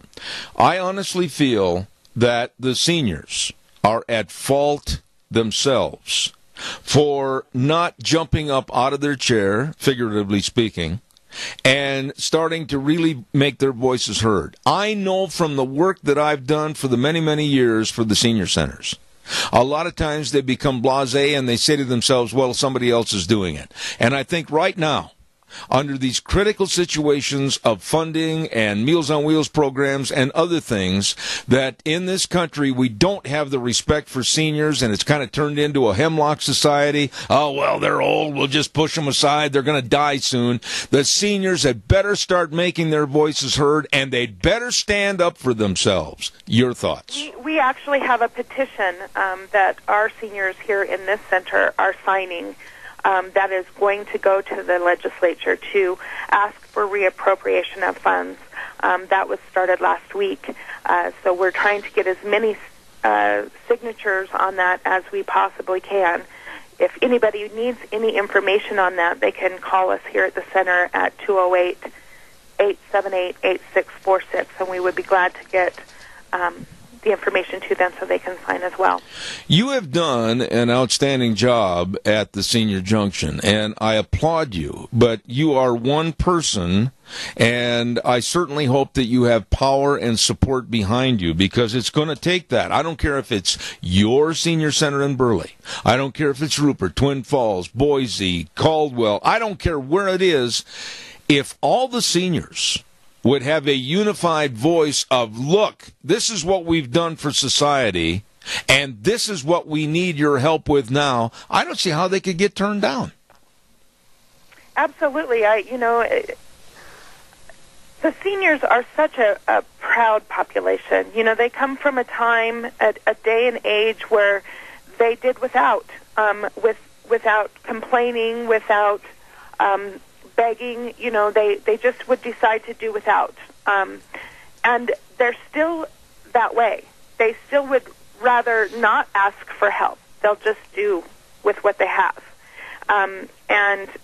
We need to stand up and say, no, we deserve to have these services. We deserve to have these meals delivered. We need reappropriation of government funds. We need our state and local governments to take notice. These people matter. What about, and I know that perhaps this is a stretch as far as what you know about other states, but I'm sure with all the things you have to work on locally, you're up to your neck with trying to figure out what to do here in the Burley-Minnecasia area, etc. But what do you know about other states? What are they doing, or what are they trying to promote? Or are they as bad off trying to keep their senior citizen centers going as we are here? Unfortunately, I know that the problem is nationwide. Our senior centers are dwindling with funds and with resources, and you know, it takes such community support and private funds and individuals who reach out and give to these senior centers. You know, it is such a small amount that we are reimbursed through state and local government. Most of what keeps our doors open are private people doing good with their generous donations. Kind of doing the right thing and anonymous and hoping that their money will keep everything afloat, right? That is, yes. We have a program here at our senior center that is the 150 Club. That we ask people to give $150 a month on a continuing basis. Right. That feeds one senior one meal a day. And, you know, we have wonderful people in the community who have gotten on board with this and who have donated and continue to donate. And we are so thankful for all the many wonderful community partners like, you know, Barclay Mechanical, McCain, Stop Foods, Burgers, etc. They're all wonderful, and there are so many, many more who give to us, and we really do appreciate everyone taking notice. All right. Now, Catherine, I've got to do a weather forecast, and I want you to stay with me on the air because I want to talk and kind of change gears for a moment after the weather forecast, and I want to talk to you about scams because I think it's very serious what's going on, according to an article about the Better Business Bureau, and I want to talk to you about that. Would you be comfortable with that for a few moments? Sure. All right. Stay tuned. Stay on the air. Ladies and gentlemen, our weather brought to you this hour by our dear friends Phillips Oaks, Goodwin, Crane, and Company CPAs, and they've been providing accounting services to the Mini-Cassia area for well over 50 years. I just was on the phone, as a matter of fact, the other day with Leiden Crane, and by the way, he's very fluent in Spanish and can offer any of the accounting services in Spanish. These are great people that know all about tax return preparation, tax planning, financial statement preparation, retirement planning, all of this and so much more, with offices in Burley and Rupert. Phillips Oaks, Goodwin, Crane, and Company. And right now, here's Gina with the weather. Here's your weather forecast for us up at the ranch. We are still in that flood watch. It has been extended through this Thursday, and we have some precipitation in the forecast for today. Rain showers off and on. We are looking at slightly breezy conditions as well. Winds out of the southwest, right around 8 miles an hour. Mostly cloudy skies for today, high 55 tonight, low of 37. Tomorrow, winds definitely picking up to about 20 miles out of the west. Partly cloudy skies, high 55 with an overnight low of 33. As we get ready to head on into the weekend, on Friday, partly cloudy skies, high of 61, overnight low of 42. And we are expecting a 60% chance of morning rain showers on Saturday with a high of 55. Yesterday's high was 72. The overnight low was 43. That is your weather for us up at the range. I appreciate it, Gina. Thank you. Brought to everybody by Phillips Oaks, Goodwin, Crane, and Company. CPAs with locations at 1710 Overland in Burley and 625th Street in Rupert. Thank you very much.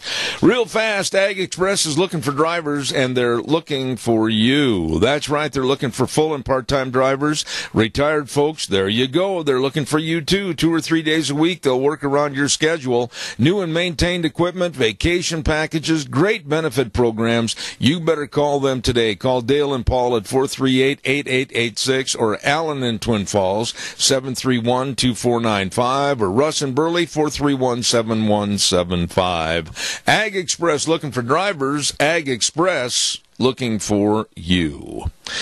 Catherine, I'm really, really concerned, not just in particular the seniors in our society, but everybody.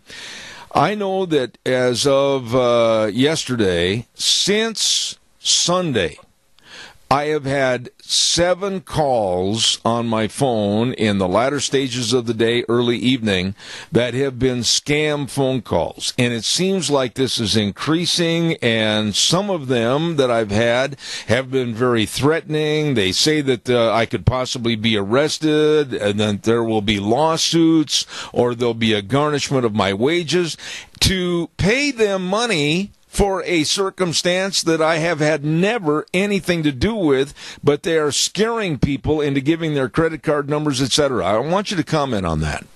Yes, absolutely. That is such a huge problem these days. We get phone calls all the time at home telling us that we owe an invoice or we owe a bill and they need to get our credit card information. And they make it seem like if we don't pay right now, right when they're on the phone, that, we are going to have some serious consequence, police knocking at our door, going to collections and so forth, and lawsuits filed. It is such a scary time. Anybody that can do that has done it. And especially, I worry about our seniors that are being scammed all the time. Now, there is, this has kind of died down a little bit in this respective area, according to some of the law enforcement officials I talked to. But it's still out there, and it seems like it's very prevalent in California, Oregon, Washington. I talked to people over in that area. It's the grandma and grandpa call. And what they do, the scammers in this situation, is they have a younger voice, male or female, get on the phone and say, "Grandma, I just had a bad accident and I need some money right away," and people are falling for this. Yes, we actually had a senior in our center who had a phone call from someone saying, "Grandma, I was just arrested. I need bail." And they were like, "Who is this?" Yeah. Grandma, I don't have time. I just need you to, give them money over the phone so I can get out of jail. Right. it's scary. These people they're trying anything these days. You know, of all the different reports, and I'm going to have a segment next week with the Better Business Bureau on this, but when people ask you for bank information, claiming they're from your bank, right there should be a red flag, because, number one, your bank is not going to call you on the phone and ask for information about something they have at their bank. That is true. That is true. And don't give your Social Security number out, your date of birth, anything that they want. They should already have had. Yep. If you have a bank account, they have all of that information.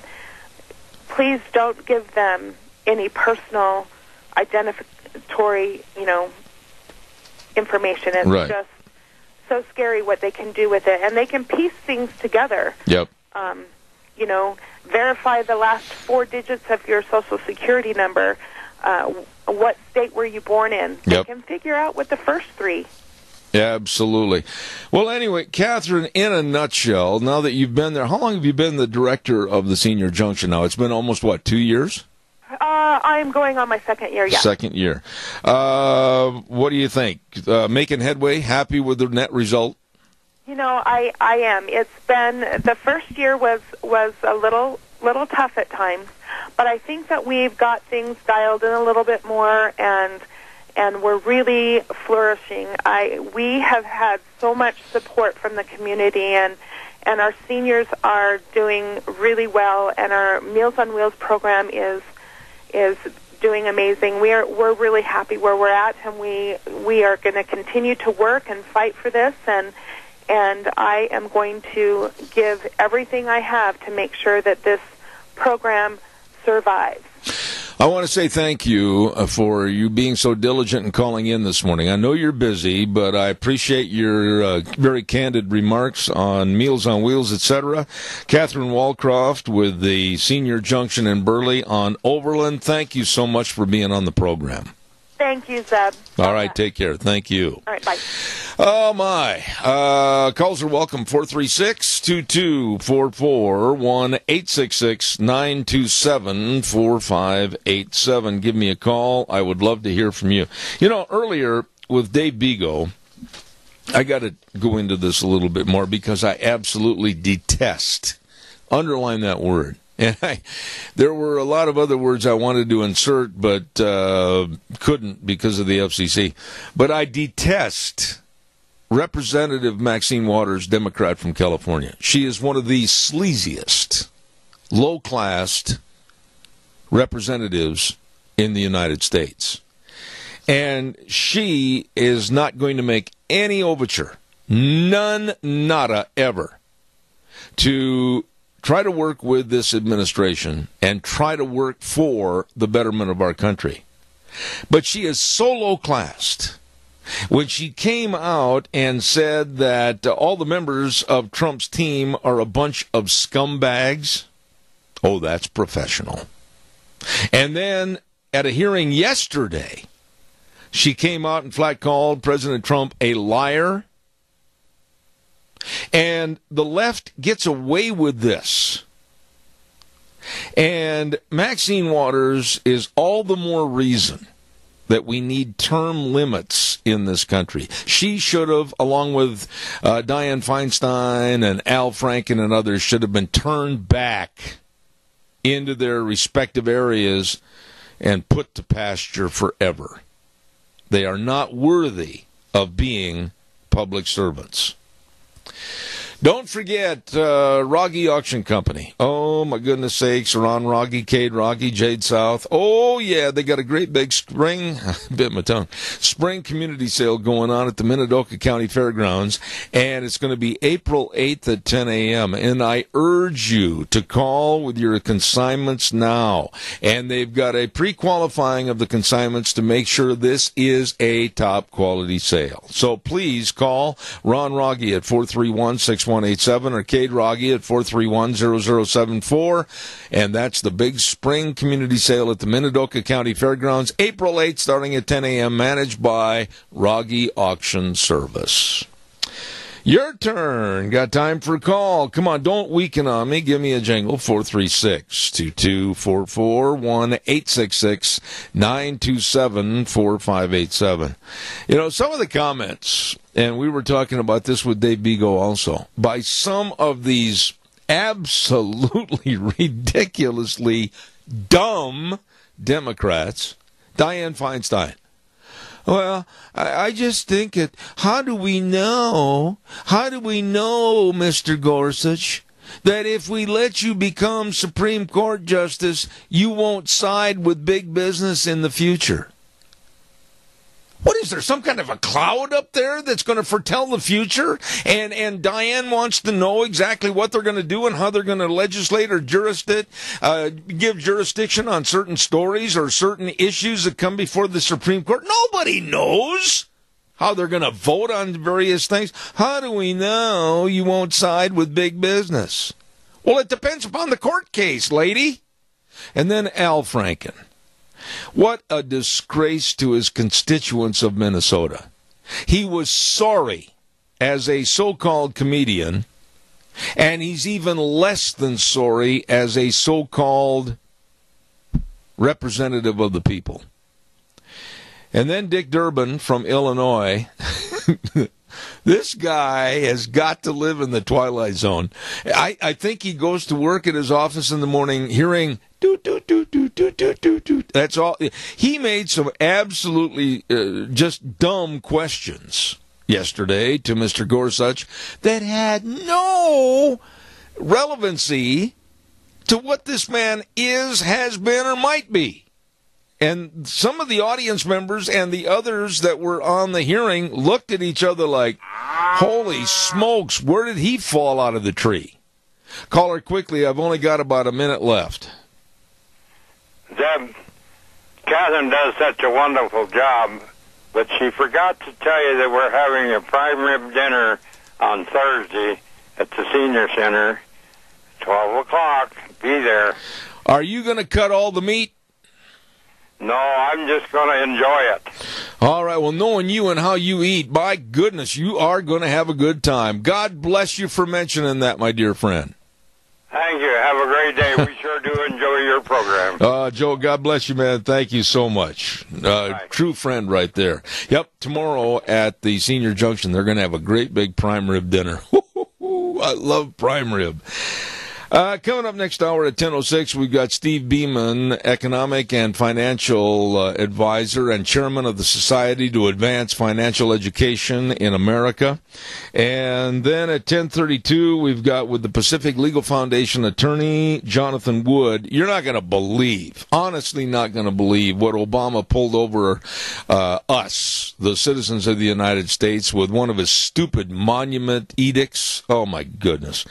All of that's coming up this next hour. Stay tuned. Looks like we might get some more rain today. We'll have more weather forecast next hour. God bless you. I'll see you back in about 7 minutes. Oh, my. Welcome back. Zeb at the Ranch for our final hour on a Wednesday, March 2-2. And brought to you by our major sponsor, your Magic Valley Les Schwab Tire Centers, all 7 locations serving you with a big spring tire sale right now. And then also some of our great advertisers like Western Way Services, always at your disposal. Call, get on the route service, 734-6969. Before we have our guest on the program this morning, don't forget, we'd like to remind everybody about Ag Express, and they are looking for drivers. That's right, full and part-time positions. Retired folks are welcome to call with their applications, etc. You can work 2 or 3 days a week, whatever works best for you. And you're home every night, and they've got great vacation plans, benefit packages, all of this, and so much more. So be sure and get a hold of them today. Ag Express Express Incorporated. Call Dale and Paul at 438-8886, Allen in Twin Falls 731-2495, or Russ in Burley at 431-7175. Ag Express looking for drivers. Ag Express is looking for you. Deanna, you have to write it on a piece of paper, please, and I'll take care of it. Autumn Haven Assisted Living Center at 924 Christian Way in Rupert. Don't forget to give them a call and try to stop over and see the facilities. Oh, they invite the public to visit the facilities anytime, and they're the only locally owned and operated assisted living facility in the Mini-Cache area. Nice people, and they get so involved in the community, taking the residents out to various community events, and they make every effort to make Autumn Haven the best place. Call today. Autumn Haven Assisted Living Center, 924 Christian Way in Rupert, 436-3200. They're small compared to some, but with a bigger heart than most. Right now, let's go to the phone line. Wheels, do we have Mr. Steve Beeman waiting on the line? Yes, sir, we do. I finally was able to get a hold of him. All right. Good morning, Mr. Steve Beeman. How are you, sir? Well, I'm well, and good morning to you. So glad to be on with you once again. Well, I tell you what, I certainly hope all is better in your family than the last time I talked to you. I know you've gone through some hard times, and I just want to wish you the very best from our program to you. Well, I do appreciate that. Yes, I lost my sister, who was a young lady, but she is at peace and rest now, and we praise God for that. Absolutely. Steve, there's so many things going on right now. Interest rates, a lot of people are concerned about interest rates. A lot of people are concerned about the U.S. Fed trying to raise them 4 times this year, not 3. What are your thoughts about money manipulation and interest rates? What are your thoughts? You're the expert. Well, what they're trying to do at the Federal Reserve is work diligently to put value back in the money. So they're trying, in effect, to say, let's put value back in capital. And so they've been wanting to raise rates for some time, but the economy hasn't been strong enough for them to do that. Okay, now we now find the economy growing in strength. Optimism is up at the manufacturer level and at the individual level, and that's causing the Fed to say, okay, if the economy is going to be up in that 3 or 4% growth rate, we need to start putting value back in capital. Okay, let's break this down a little bit, Steve, with your expertise. When Donald Trump took office, the stock market surged to record highs. People had a renewed sense of optimism for their businesses. They had a renewed sense of optimism for our energy programs in this country.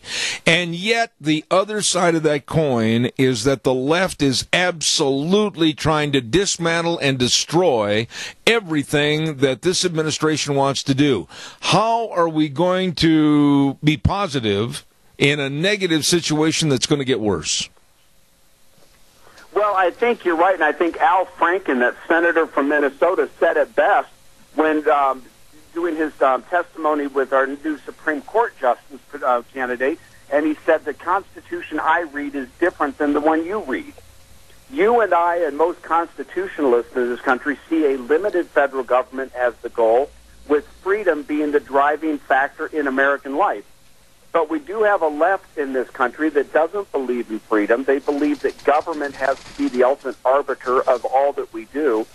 And the only hope we have really is the administration will continue forward in its march to bring liberty and freedom back to the markets.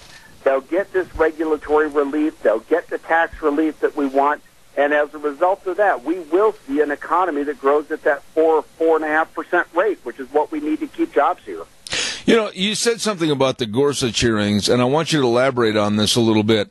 I was absolutely taken aback by the stupidity, the blatant stupidity of Dianne Feinstein from California, who I think should have been turned back to pasture a long time ago, Steve, when she made the statement, and I'm paraphrasing, well, I don't know if I can support Mr. Gorsuch because he's an original constitutionalist.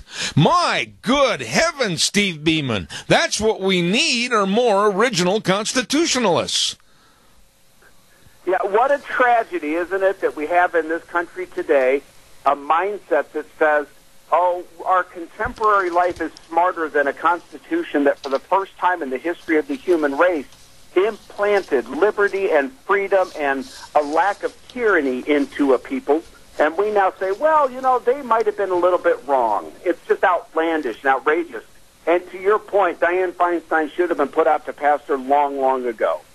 Let me ask you, though, with a debt, man alive, I can't, and I've tried. I've read different stories and books about trillions of dollars in debt. I can't fathom it. I guess an old cowboy like me isn't smart enough to understand what $20 trillion in debt is and what the insurmountable interest would be on that figure, and it's going to get worse. I mean, is there a path to bringing down the debt and still maintaining a society that can grow economically? Yes, we can do it. That debt, the best way to understand it is that you and me and every man, woman, and child in the United States carries a burden of about $65,000 in debt. That's the easiest way to understand that number. It's very personal. You are paying down $65,000. Now, the way to get out of it, the only way to get out of it, is to grow the economy back at above 4%. At that level, we're growing the economy faster than the debt is growing. And yes, we will be able to get it under control over the next many, many years. But we have an awful lot of problems to unwind, and we can only hope that this administration is strong enough that they'll be able to cut the budgets where they need to be cut the regulations where they need to be cut, and truly give the economy back to the American people. Okay, but you're the expert on this. Does the Trump administration, do the people that they've appointed for these various positions, do they, A, have the knowledge, and B, do you think they've got the wherewithal to get us on the right path, and will they? I think the answer is yes, but one of the problems that's happening now is the Senate has not been approving the appointees at anywhere near the level they need to. It's one thing to appoint cabinet officers. It's another to appoint the second level of assistant secretaries and those things that have to be approved by the Senate. We are still operating in a government that is largely run by people who were appointed by the Obama administration, and they are fighting Trump tooth and nail at every turn. It's not until we get rid of that, type of person and put in the believers in free markets that we're going to see these restructurings happen. But I think we're getting there. I think the budget that's been proposed by the Trump administration goes a long way to get us there. And so we just have to hope that they continue on this march toward more freedom. Now, I'm jumping around here and I'm shotgunning a lot of things this morning, Steve, but you're the expert, and I respect that. I want to talk to you a little bit about Obamacare, the cost factors, the hidden cost factors, the increase of premiums, and all the different negative effects that another health care system might impose over and above what Obamacare was. What are your thoughts about where we're headed, and I think too fast, on this new American Health Care Act? Well, my first take on it is that I'm extremely disappointed in the Republican establishment for not having had a comprehensive program that they were ready to switch out for the Obamacare nightmare. What you have under Obamacare, or the Affordable Care Act, whatever you want to call it, is a system that one by one was eliminating insurance companies from the marketplace. In Illinois, as an example, as in other states, we have one insurance company.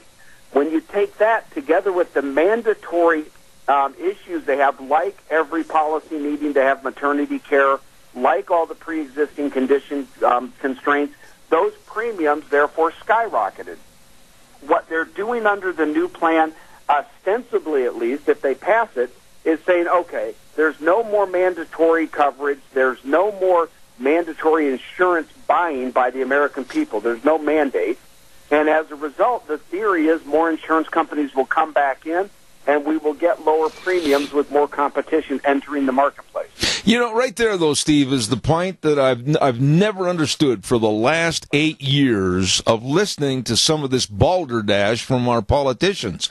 I could never understand the athletic inscription of this problem by saying, hey, let's open the floodgates. Let's have interstate sales of different insurance companies. Let's create more competition. Let's create better programs the American public can buy. I think this whole problem was exacerbated because of stupid politicians. Well, I would argue most problems in life are caused by politicians, but let's look specifically at the Affordable Care Act. Let's not be naive to the fact that the left in this country, and certainly President Obama fell into that category, wants a single-payer system. Yeah. They do not want private health care. They think it's a national right. They think it should be equally applied to all people. And as a result, they built a system under the Affordable Care Act that inevitably put insurance companies out of business because they want the government to provide that right. And that is the philosophical difference that we have in this country. About 40% of the people think that health care is a right and therefore should be provided by the government at no charge. The other 40% believe it's a privilege and should be earned by private citizens. And then, of course, 20% in the middle don't know which way is up. You know, and not to pursue or beleaguer this situation, Steve, but originally the Obamacare policy was set up, if you will, to cover approximately 30 million people in this country that didn't have any insurance. Now, looking at the American Affordable Care Act, we're going to be looking at the same figure that might lose coverage or have to go out and seek other coverage. So we're really kind of a catch-22. We're not gaining and we're not losing anything, are we? Well, let me touch on that because that's a CBO, the Congressional Budget Office number that is questionable at best. They're suggesting now under this new Republican plan that 24 million people will lose, that's their word, lose their health care. All right, let's look at who those people are. First of all, by the CBO's own admission, about half of those people will lose health care because they don't want it. They lose the mandate. So they're going to say as individual free people, I choose not to have health care. Well, they're not losing care. They're choosing not to get it. The other 12 million, most of them come out of the Medicaid system. And them, I'll tell you, Medicaid, you can have the best Medicaid insurance in the world, but if doctors won't take it, well, what good is that? And that's the situation, again, in Illinois and other states where people have Medicaid, but no doctors will take it. You know, and you're very knowledgeable on this, Steve, but let me ask you this. Let me make a statement and see if you agree with me or not. We're having a Medicaid battle here in the state of Idaho for approximately 78,000 people that want increased value and also more meaning to what Medicaid will do for them. My contention is, and tell me if I'm wrong, that we need to have a case-by-case perusal of all the people that are on Medicaid because there's a lot of leeches, there's a lot of abuse to the system, and I think that we'd be better off, whether it's city, county, state, whatever, study of each file in particular and find and weed out the bad chaff that are abusing the system on Medicaid. Wouldn't that be a financial saving? Well, it would, and that's what you've got happening right now. Paul Ryan, for all of his ill that many of us feel, he did say something very important, and that is the biggest move here in this new Health Care Reform Act is that it defederalizes Medicaid. It puts the burden of Medicaid back to the 50 states and thus lets the 50 states serve as laboratories to find out who can best set up a Medicaid system that works. Again, it's that philosophical question. Is medical care a right or a privilege? Yeah. If you believe it's a privilege, then Medicaid should be a temporary system like our social welfare system until you get on your feet. If you believe it's a right, Medicaid becomes an inherent part of everybody's life. You know, one other subject I wanted to ask you about, and I know it was in the list of other topics that you wanted to talk about. Money doesn't buy happiness in America. Oh, gee, you mean that boat won't make me happy? Oh, gee, you mean another new roping horse won't make me happy? What do you mean by that? Well, in our country's founding, it was life, liberty, and the pursuit of happiness. But I've talked about that at length of recent days because universities now are studying happiness, saying that happiness is overrated. We really don't want to strive for that. And that's typical of the university system, of course. So my point is simply that when we talk about life, liberty, and the pursuit of happiness, we're talking almost more about joy, that deep joy that comes from purpose in life. And it's the fight we have, not the winning of it, that brings joy. You can talk to successful people from here to California, and they'll tell you that the happiest times in their life are when they were building something, not the end game when they had all the money.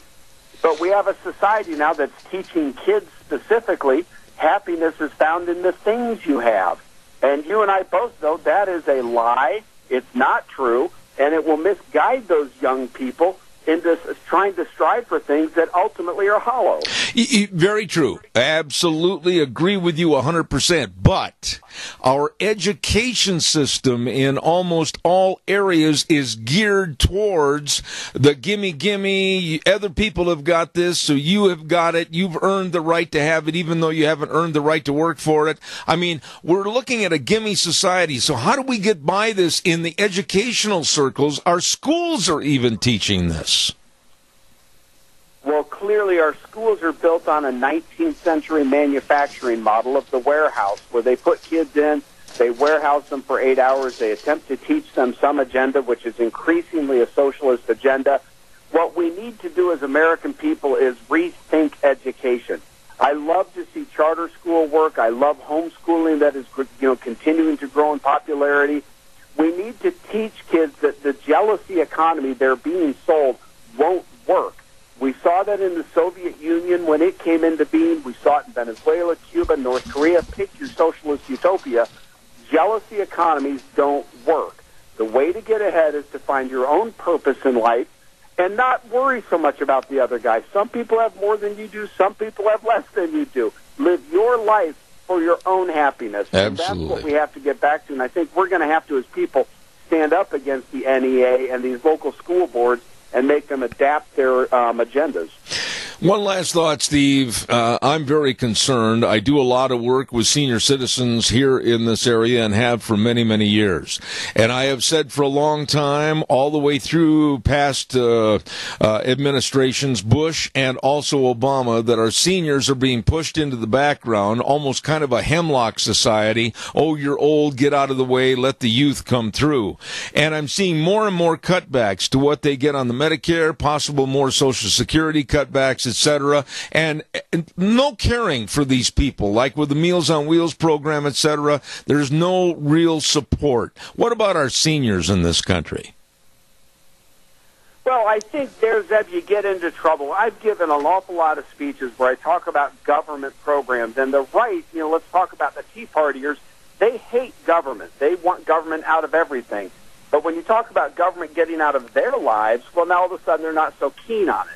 I think we need to teach young people growing up that they cannot depend on government, that government, whenever it touches something, just transfers a problem from one person to another. And unfortunately for our seniors, I think they're going to see it get worse before it gets better.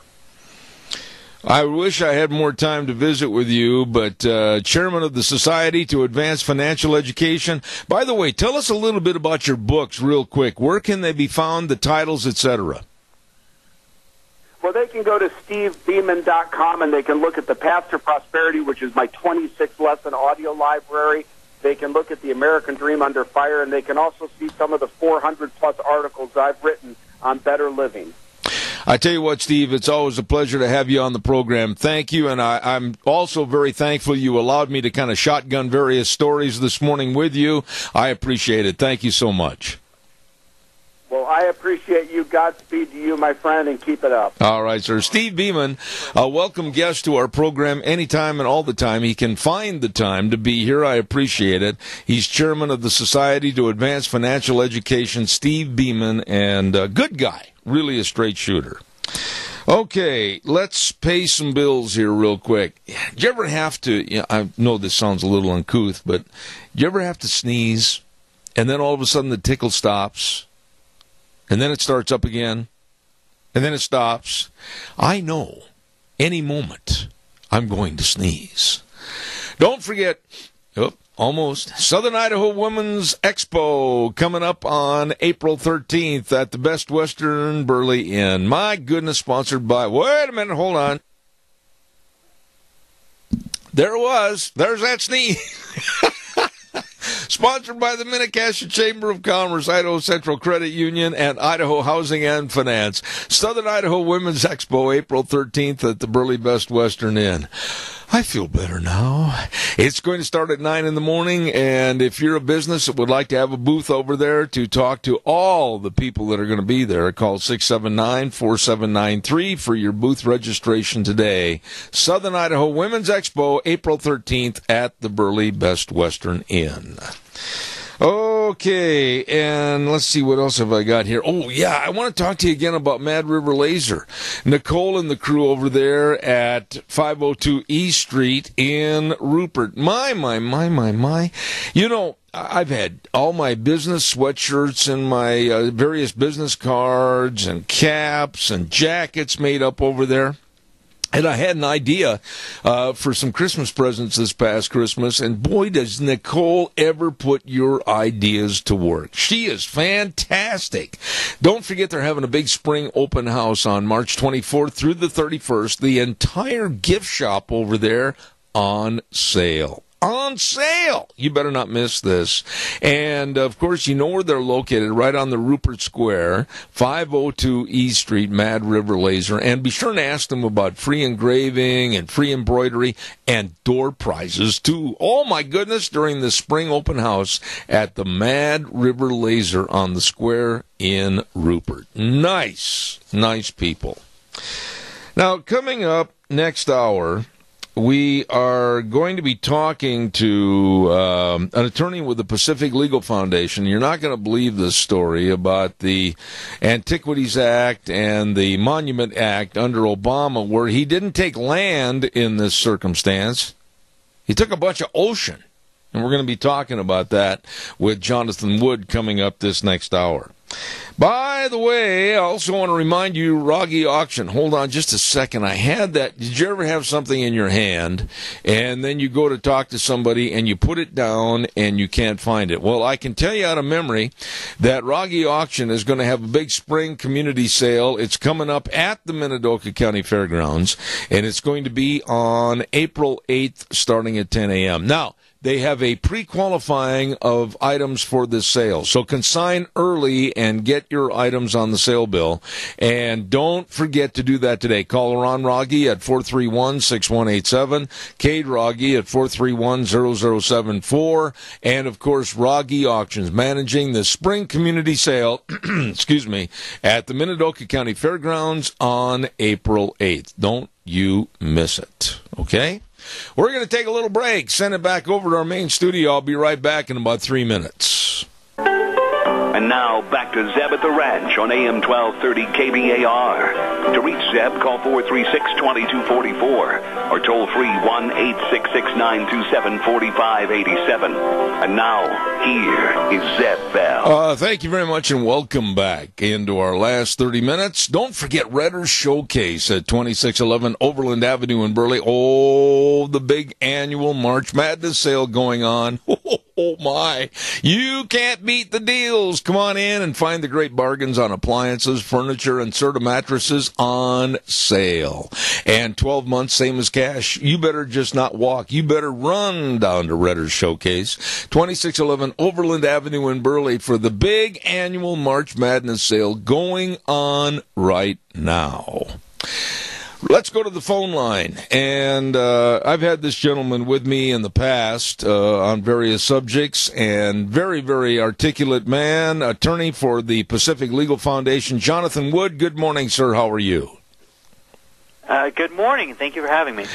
Jonathan, I got to tell you, there is no end to the stories that absolutely boggle my mind and some of the things that people do to other people. But this is a story this morning about Barack Obama and a monument out in the middle of the ocean. What in the world is going on here?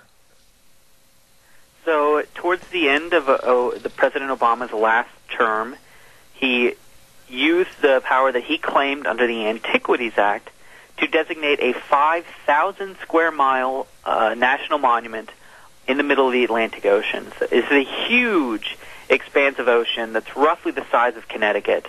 And through the mere stroke of a pen, without any significant input or consideration of the impacts it would have on fishermen or coastal communities, he declared the entire area off limits to commercial fishing. Okay. Now, you're so much smarter on this story than I am. But, okay, I'm looking out, and I've been there many, many times on the East Coast, looking out at the ocean. Okay. Now, I see water. I don't see anything else. I don't see any deteriorating landscape. I don't see anything else that is worthy of protection. I see a whole bunch of ocean. What is he trying to protect? Well, you certainly can't see it from the coast. This is more than 100 miles away. Oh, my. This huge area of ocean that's been declared off limits. But I think your question gets right at the main point. The Antiquities Act is something that Congress enacted in 1906 for a specific purpose, to protect Indian artifacts and public lands in the Southwest that were being looted.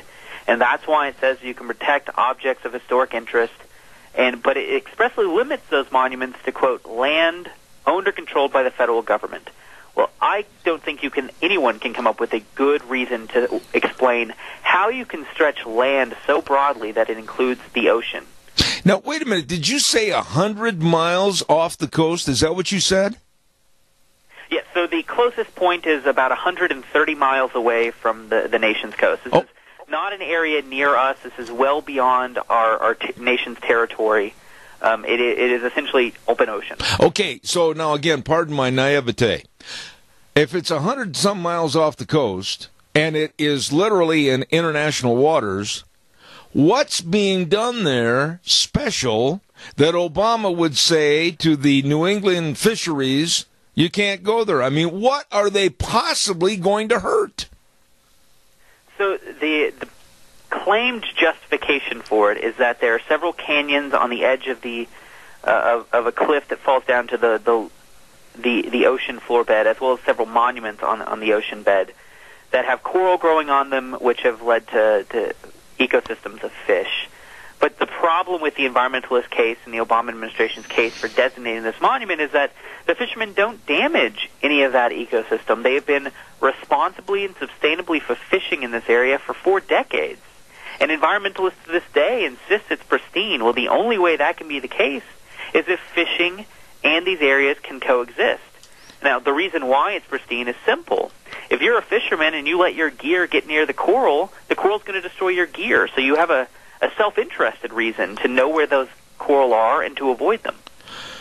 I'm sitting here shaking my head because I just can't understand how Obama and his administration, for what value? I mean, number one, you said that there's underground cliffs and the coral and everything else, but nobody's touching it, nobody's damaging it, and there would probably be not 50 people that would ever scuba dive in that area, let alone the fact of the depth they probably couldn't without a pressurized container. I mean, what in the world is going on here? Is this just something to hurt the fishing industry? I mean, I doubt the motives are that evil. I think this is what most abuse of the Antiquities Act is about. It's establishing legacies for presidents. It's their opportunity to say, I've locked up this much area and shut out any commercial and productive use of it.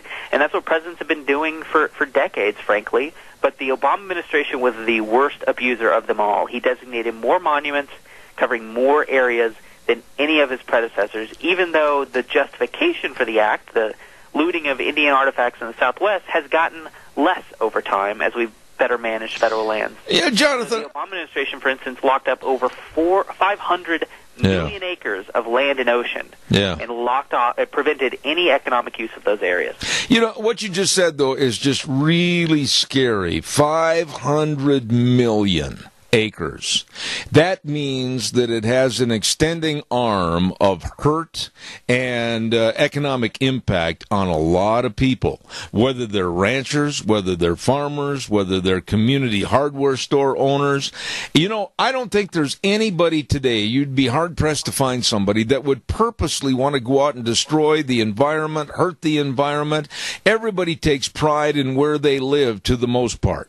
But, you know, when you talk about 1.35 million acres in Utah, 300,000 acres in Nevada, you're talking about hurting people that need the land for their economic gain to be taxpayers. And I'm heartily offended by the stupidity of politicians. No, I think you're exactly right. It is a shame that this statute is so notoriously abused to try to establish legacies for the presidents to please environmentalists. The impacts on local communities cannot be overstated. The New England fishing communities that have depended on this area for decades will be significantly hurt. We represent commercial fishing groups from throughout the Northeast who have hundreds of members who will have their businesses devastated by taking off such a huge area. As I said before, this is the size of Connecticut. We're not talking about a small area. It's huge, 5,000 square miles of very productive, sustainable fishery. And all of that is off limits. And what's most disturbing is that the president can do this by the mere stroke of a pen. Wow. Most of the time when agencies regulate us, they have to go through a formal process of allowing public comment, responding to the public comment, and perhaps being sued and proving their point.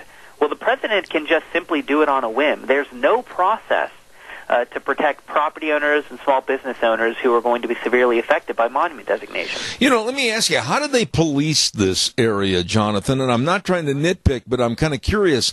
Do they send out federal boats or ships to make sure that a fishing trawler, you drifted into the monument, now we're going to have to tow you back to shore and put you in jail? I mean, how do they police this? I think that's something that we would have to wait and see. The monument's relatively new, and hopefully we never will, because our suit, we hope, will be successful, and we think we have very strong arguments. But it's a very difficult thing to do, because, as you said earlier, this is ocean in international waters far beyond the federal government's control. Yeah. There's only a very limited ability to regulate in this area, and one of the ironies of this monument designation is that the federal government can control fishing which doesn't affect the coral, so it prohibits it, but it can't do anything about oil tankers driving through or other nations laying cables that destroy the coral. All of that is allowed without any regulation because the government acknowledges that it has no authority to regulate this far away from its coast. And it sounds just like a proverbial hit job against the fishermen that need to make their living in those waters. I mean, I can't even imagine the size of this. I mean, you said it was like the size of Connecticut, and yet they can go up to the coordinates of where this starts and ends. They can't fish it, but they could be sitting there on their ship and watching an international ship from either Great Britain or Italy or wherever. They could be there and nobody's going to say a word to them. This is really ridiculous. Yeah, and what's most unfortunate about it is that it undermines the incentives for fishermen to responsibly manage fisheries. The reason why this is such a healthy, large fishery is that my clients have been working for years to improve its health. And that has included significant sacrifices. Over the last few decades, they have restricted the number of permits out in this area so that there will be fewer pressures on the fishery. They're essentially being punished for the success of those efforts. Yeah. Now, what about Trump? Can he and will he, or is he aware of this problem, and can he just basically say, holy smokes, I'm going to write a executive order and get rid of this tomorrow morning? I mean, what does he have to do, or what can he do? I think he can do a lot. So we believe that he has the authority to reverse monuments, particularly illegal monuments like this. As I was saying earlier, the statute is expressly limited to land owned or controlled by the federal government. That's not the ocean in international waters. So we think this is a particularly good case where he could say, that's illegal, we're no longer going to honor it, and I'm taking it back. But the other thing he could do is just refuse to defend the lawsuit, to go to court and say, this is illegal, the court should rule against the government and establish a precedent that this sort of abuse can't happen. Ocean monuments are particularly destructive because presidents grab far more land or far more area in the ocean than they do on land. Oh, so you mentioned earlier how there are some pretty big, 1 million or more acre areas on land. Well, here we have one in the Atlantic Ocean that's the size of Connecticut.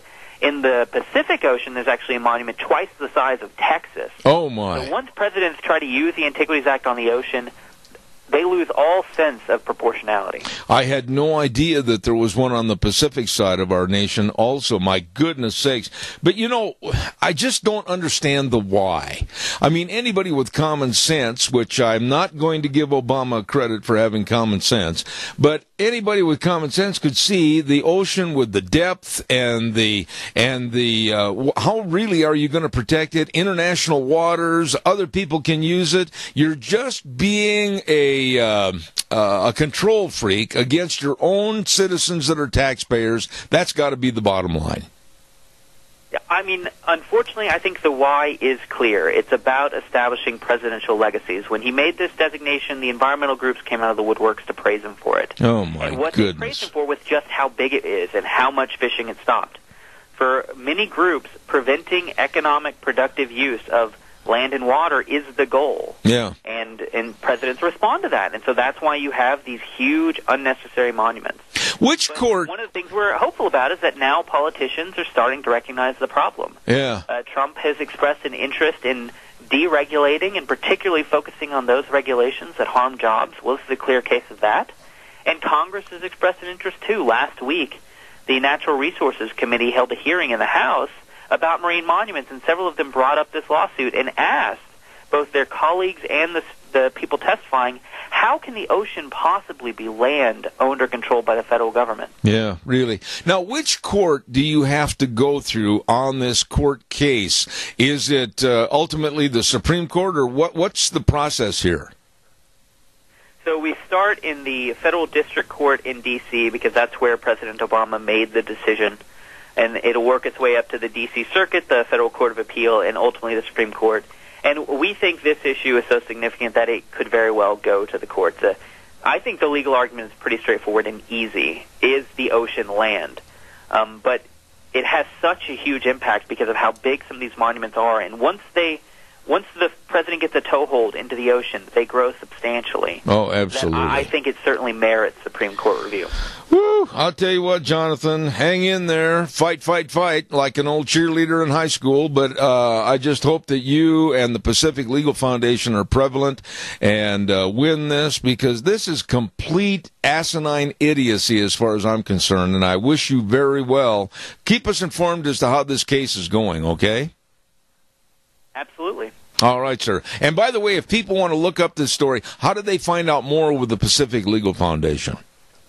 Yeah, so the easiest way to find out more about this case and any of PLS other cases is to go to our website, which is pacificlegal.org. Okay, sir. God bless you, man. Thanks for being on the program. Thank you. All right, sir. You imagine that. Obama with 100 miles off of our coast. 100 miles. In international waters. And he's telling us that you can't go there. But yet, everybody else can. This is a Looney Tunes cartoon. Caller, restore some sanity. Good morning, you're on the air.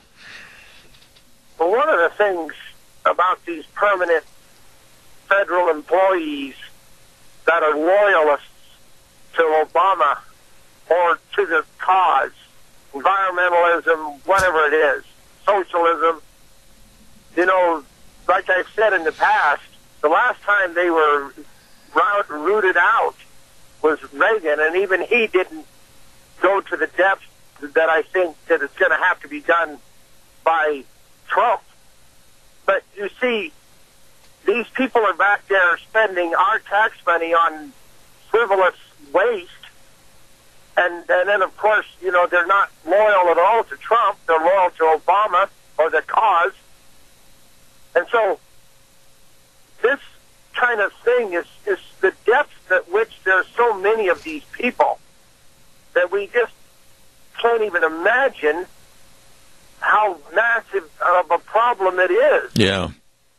You know, Randy, I just can't help but envision, and I got to wrap this up and do a weather forecast, but I can't help envision what it would be like to be in a boat and you're right on the edge of this so-called monument, and the feds come by and say, oh, that water right there on the right side of your boat, on the starboard side, that's monument water. Oh, you're okay where you're at, the left side of the boat. So this is so insane to have a water the size of Connecticut be in a monument. I mean, and other people can use it, but the American citizen can't put a boat in it.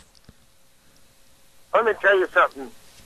They just want to have the option to arbitrarily, just whenever they feel the whim to do something, to enforce a law, to make an example out of the common people. When they swat hell out of a common person, it makes us all go, well, we better keep our mouth shut. Yeah. We better mind our P's and Q's, because this could happen to us. Well, one thing I'm not very good at, as you know, because of Trump. one thing you know I'm not very good at, as you've been a friend of mine for years, I'm not very good at keeping my mouth shut. Randy, God bless you. Well, thank God. See ya. See you later, buddy. I'm just in awe. I guess I'm awestruck, if you will, as to how you could do something like this under the Antiquities Act and get away with it. Get away with it. My heart goes out to these fishermen. My heart goes out to these families that are trying to make a living, and the audacity and the imbecilic attitude of Barack Obama shut them down. Am I glad he's gone? Oh, boy.